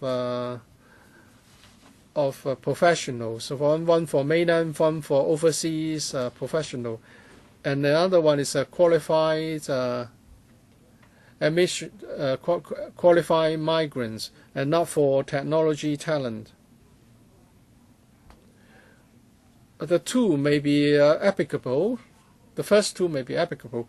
We are not adding one more. We are just saying that we'll expedite the processing and we'll use a quota system to make it more efficient. First of all, the employer has to prove that they cannot recruit local people. Out of the 8,000 STEM graduates, if then they can recruit from among the pool of 8,000, we will not allow them to bring in non-local talent. So starting point is simple. They cannot recruit from local graduates. So you are going to introduce 1,000. If locally we are training more than 1,000 annually, why is there a mismatch? How is it possible for you to admit non-local talent which are just like local talents? Well, let's say PhD graduates. Now, say in biotechnology, yes, we do have those, but for financial technology, it's a new area. So we have been talking to the universities to see whether they can train more talents in that area. So we do have some graduates in some areas, but not all of them. And also the graduates may not work in those same areas. They may have left for other areas around, places around the world. So we want to break the vicious circle. So we let the companies hire the staff they need first. And then our PhD graduates will see that there's a future for them in Hong Kong, and hopefully they will stay in Hong Kong in the future. Now, I'd like to ask the Secretary to trace our 8,000 students to see where they have moved. Elizabeth Quack. The whole world is competing for INT talents. In knowledge-based society, we need talents before we have projects, and then we will have capital and development. Now, we welcome the talent admission scheme because many institutions tell us that they cannot do business here because they have difficulty finding the right staff.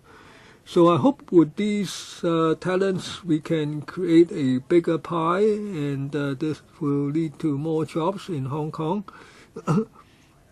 We want to attract the top talents.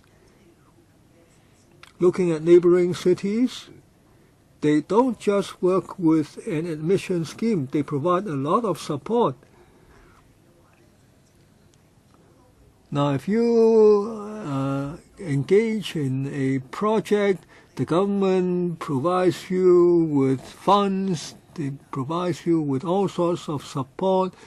So if we rely on this talent admission scheme, will we be able to attract the top talents?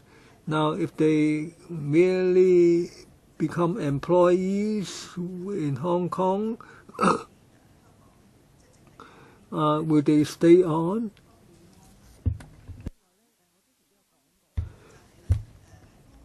Also, outside the HKSTP and Cyberport, there are other companies. They also want to import talents. They feel this is unfair competition.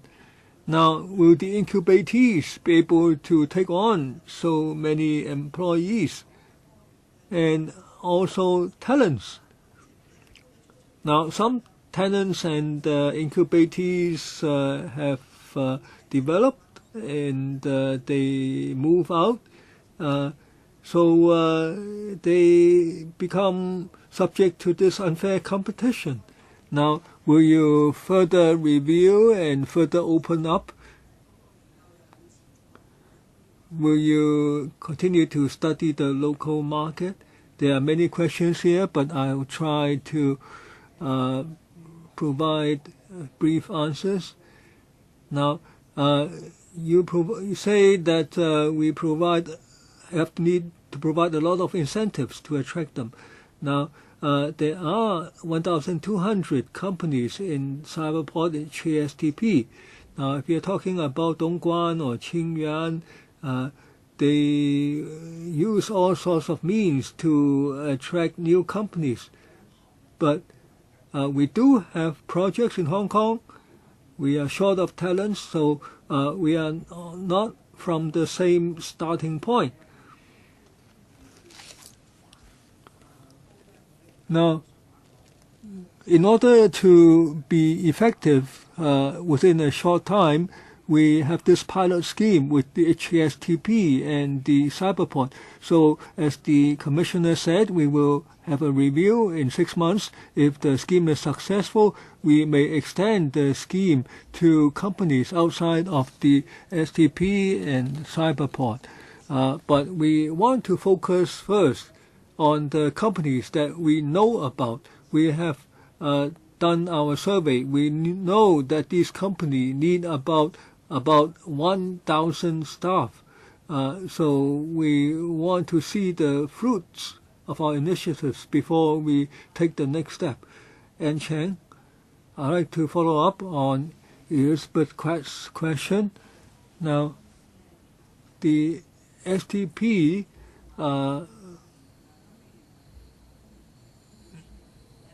and the Cyberport are only two of the local groupings. There's, for instance, industrial park, and you're talking about healthcare technology. Now, at Typo Industrial Estate, there are over 20 companies engaged in biotechnology and healthcare research. Now, can they apply? Now, we thank Ms. Chang for her question. Now, all companies of the industrial estates will also be included. I'm sorry, I didn't make that clear enough. Now, I'll tell you about what the industry thinks. Now, why do we have this talent admission scheme? Now, there have been a consistent manpower shortfall in the 8 main areas. So you bring talents from abroad, we understand that, and you have the 3+1 proposal, or so one must be a employee, and the other two should be interns.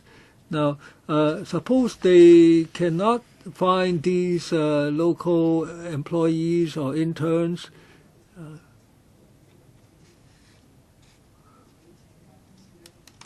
Now,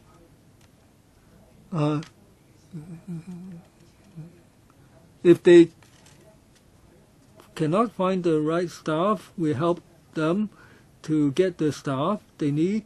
But for supporting staff, we encourage them to hire locally. And we have support resources for them to engage local talent. They will be financially assisted. It can be administrative staff. No, those must be engaged in technology. It must be technology-related work. For instance, intellectual property rights lawyers,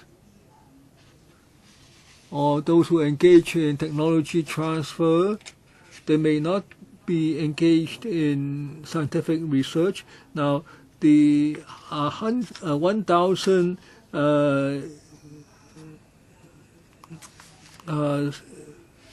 talents that we are talking about, that's in science and technology. But how about if they cannot engage the local staff they want? Now, of course, I must. Now there are many graduates in the legal sector. Now, if they want to employ lawyers engaged in intellectual property rights, that can qualify. Now, on the 1+2 initiative, now you give priority to INT staff, but if the staff is in legal or administrative work, how about that? Now, it must be technology related. We want to nurture our INT in Hong Kong. That's the purpose of the scheme. There are 6 more members, including myself, so we have to stick to the 4-minute limit. If necessary, I'll extend the meeting a little bit longer. Next, Mark Hong Kwok. Now, I spoke on this matter. I am very much in support. Now, in the last century, I already proposed to the SAR administration something similar, and we missed the opportunity. The talents went to Tianjin and Shanghai. Now, the concept is sound, but there are problems with the specifics. Now, why do we limit that to the 7 areas? Now, if there's a very good project and it's a very good area, someone wants to engage in that in Hong Kong, why do we reject him? And secondly, the threshold is low. You only require 1 year's experience. It's almost like a fresh grad. Now, say for postgrad students from the mainland studying in Hong Kong, if they want to stay in Hong Kong and work, will they be included in that 1,000? Now, 1,000 is actually a very small number, and moreover, it's restricted to HKSTP and the cyberport. Now, they enjoy policy support. In terms of the provision of land. Now, why do we leave the scheme to these 2 companies? Why doesn't the government or one of its department do the same? Now, the industrial estates are now run by the HKSTP. Now, some members of the industry were doing a good job. They were going to upgrade, and then they were almost forced to move. So the HKSTP doesn't always do a good job, but overall, I'm supportive of the policy. Now, the HKSTP doesn't run the program. It's one of our officers. Now, why these 7 areas? I already said, already talked about that. There are 1,200 tenants and incubators at the SCP and the cyberport, so we want to try it out with them. Now, as for whether to expand that to other companies, now very soon, in 6 to 9 months, we will carry out a review to see whether we need to expand the scope of the scheme. Now, if once the pilot scheme has been in place within a short time, we will consider expansion. But at the start, we want the Innovation Technology Commission to take the lead. Now, the STP and the cyberport provide information to our ITC so that we know what these companies are doing, so that we know their needs. So this makes our vetting a lot easier. The commissioner. Now, on students in Hong Kong, are they included? Now, that includes all who need to apply for work permits. Chen Chi-chun. When it comes to importation of labor, I think you should understand that the local labor groups are concerned. You said that you would avoid labor importation so as not to affect job opportunities, but it has to be done if necessary. The question is how you define it when it's necessary. For other schemes, you need to prove that there is difficulty in recruiting local people. Although the Audit Commission has pointed out that this is not always applied stringently. This time, if they are talents and incubators of the science park, and they are engaged in the 7 areas, would that make them qualify automatically, or do they have to put up some job advertisement for some time? And also for the matching scheme, would the local employees be working under a fixed contract. For the full-time employee, it should be at least 1 year, and the interns would be employed for 3 months. So can they do the minimum period? And then the free non-local talent can work for the company forever and ever. And also the locations covered. Of course, these are the corporations in the science park or cyberport. Would these people have to work in the science park or cyberport? Because in the past, some corporations recruited these non-local people and then sent them to work outside Hong Kong. So the schemes looked to us like an immigration scheme. First of all, there's a need to prove that they cannot recruit locally. Secondly, there is also a requirement on the contract period. Commissioner? Yes. They have to prove that they cannot recruit locally. How?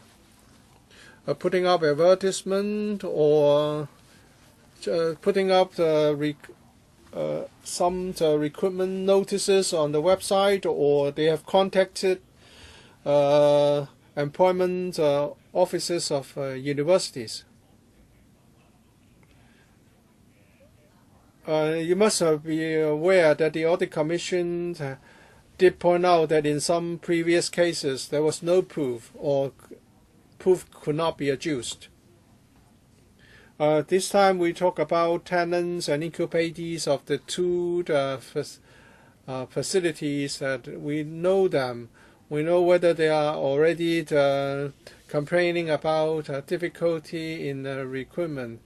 And even for our own R&D institutions, they are also facing chronic problems of recruitment. For the 1+2 arrangement, the one that is the employee, local employee, will have to be employed for not less than 1 year, and for the free interns, the contract period is not shorter than 3 months. But if the intern is a part-time intern, say working two days per week, or they will only be working during holidays or Christmas breaks, we allow them flexibility. The location of work must be within Hong Kong. Mr. Wong Ting Kwong. Thank you, Chairman. I support this technology tenant admission scheme. But you can see from the letter from the FLU that this is actually the importation of labor and not admission of talent. If we admit talent, we do have certain requirements that they need to meet. But for laborers, it's just to meet our manpower needs. So I think FLE should not be too worried about this. It's that the threshold is very low, and the standards asked for are not very stringent. But those who have achieved a lot may not need to come to Hong Kong. We want people equipped with professional expertise to come to Hong Kong and develop their talent locally. And they will become part of us. If we spend big money in attracting those highly qualified and successful professionals, then they may not stay. This scheme will cover Science Park and Cyberport, and the companies are engaged in 7 areas. Well, I don't have strong views about the coverage, since this is a trial scheme, and you have this 1+2 arrangement. Have you considered the cost? It will. Well, you have to employ 3 non-local talent, and on top you need to employ another 3 locally. The cost is going to be rather high. Would this requirement be changed in the future?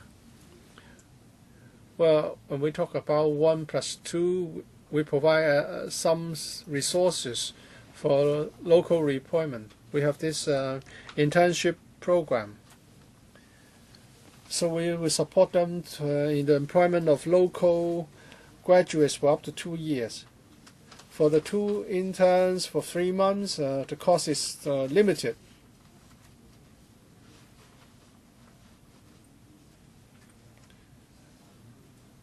Will allow them to apply support under the internship program or the postdoctorate hub scheme.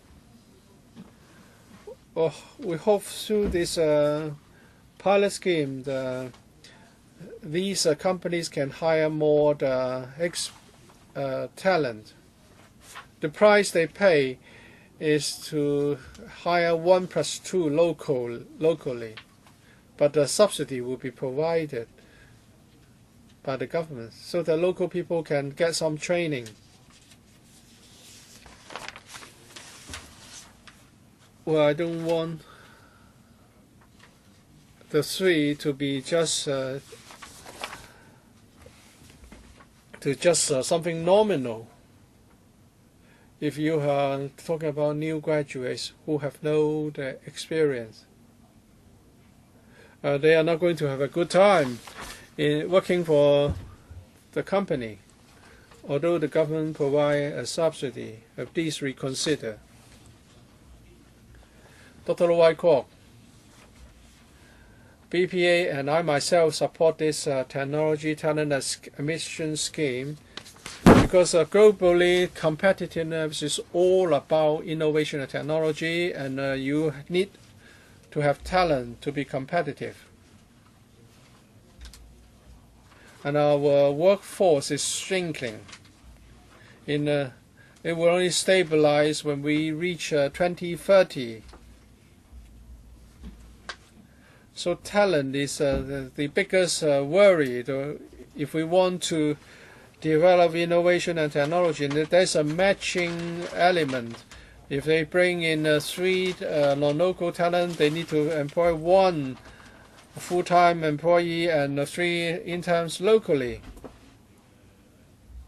As some members have pointed out, even though this is a pilot scheme, there's no need to limit this to the companies in the science park and the cyberport. These technology companies may need to bring in talent. I don't think it's difficult for them to do so. This pilot scheme is for 3 years. In the first year, at most 1,000 people will be admitted. It's too slow. Are you going to compete for talent, or are we going to lose out with this kind of speed? I'm afraid it's the latter rather than the former.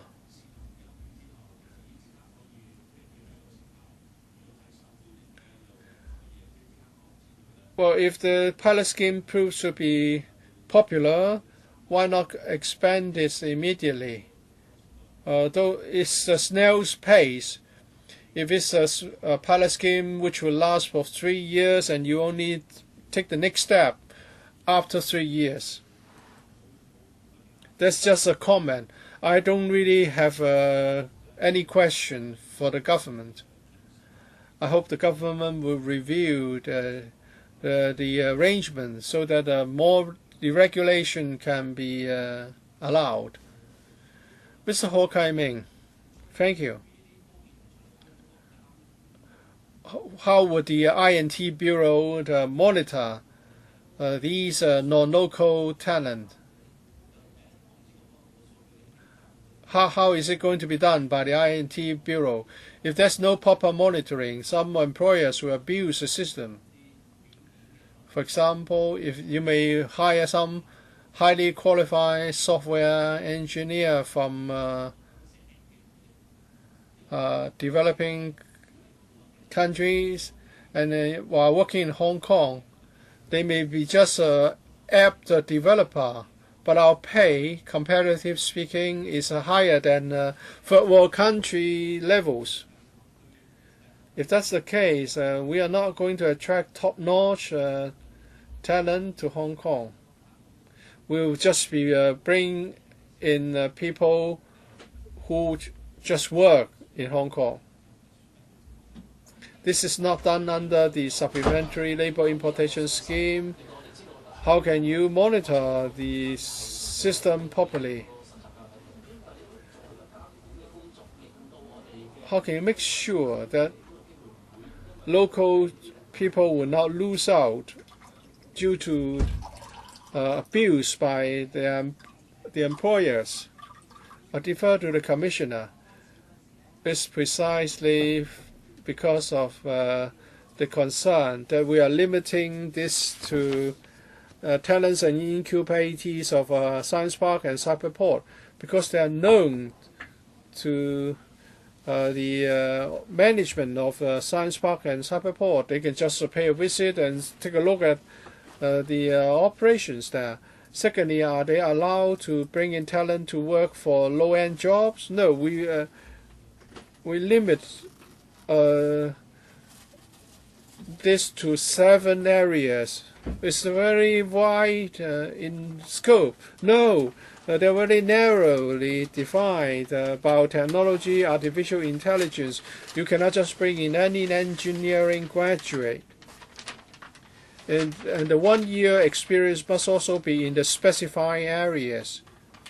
And when they come to Hong Kong, they must work in the specified areas. And because they are already in the 2 parks, and also they need to employ 1+2 local employees. So first of all, they are not going to cut costs, because there is global competition for talent in the 7 areas. They will not be bringing in just any employee, and they have to be graduates of some top universities according to the 3 ranking leagues. If they are graduates of other universities, not in the top 100 list, they will not be admitted. But if they employ people from these top universities and engage them in low-end jobs, and at the same time, they would have to employ 1+2 local employees, it's just not worth the while.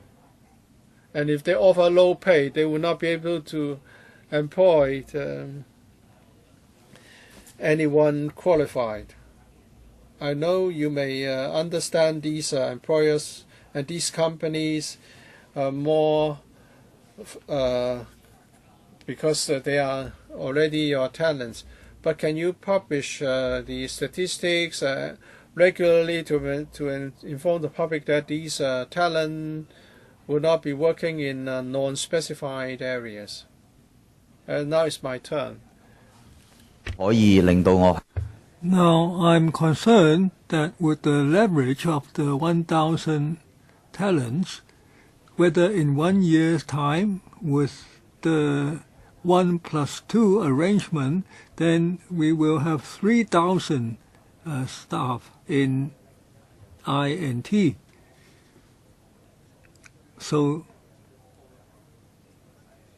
we will have a sizable pool of INT personnel in Hong Kong. So is that an objective that you can achieve with this talent admission scheme? Will there be new jobs created for our local graduates so that there is a virtuous cycle? Is that a 3-year or 5-year objective? Chairman, this is a pilot scheme, so we want the first step to be successful. We hope that the 1,000 quota would soon be used up, and then we will see whether the quota can be expanded. Now, many people ask, why is it limited to the HKSTP and the cyberport? Now, once we are experienced in this scheme, maybe we can think of something new. Now, if we have 1,000 every year and we create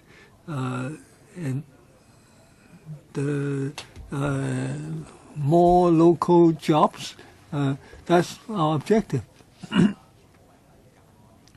Now, right now, the problem is that students don't choose INT subjects because they cannot see the future. That's why our colleagues asked whether you would do a tracking study to see where graduates went.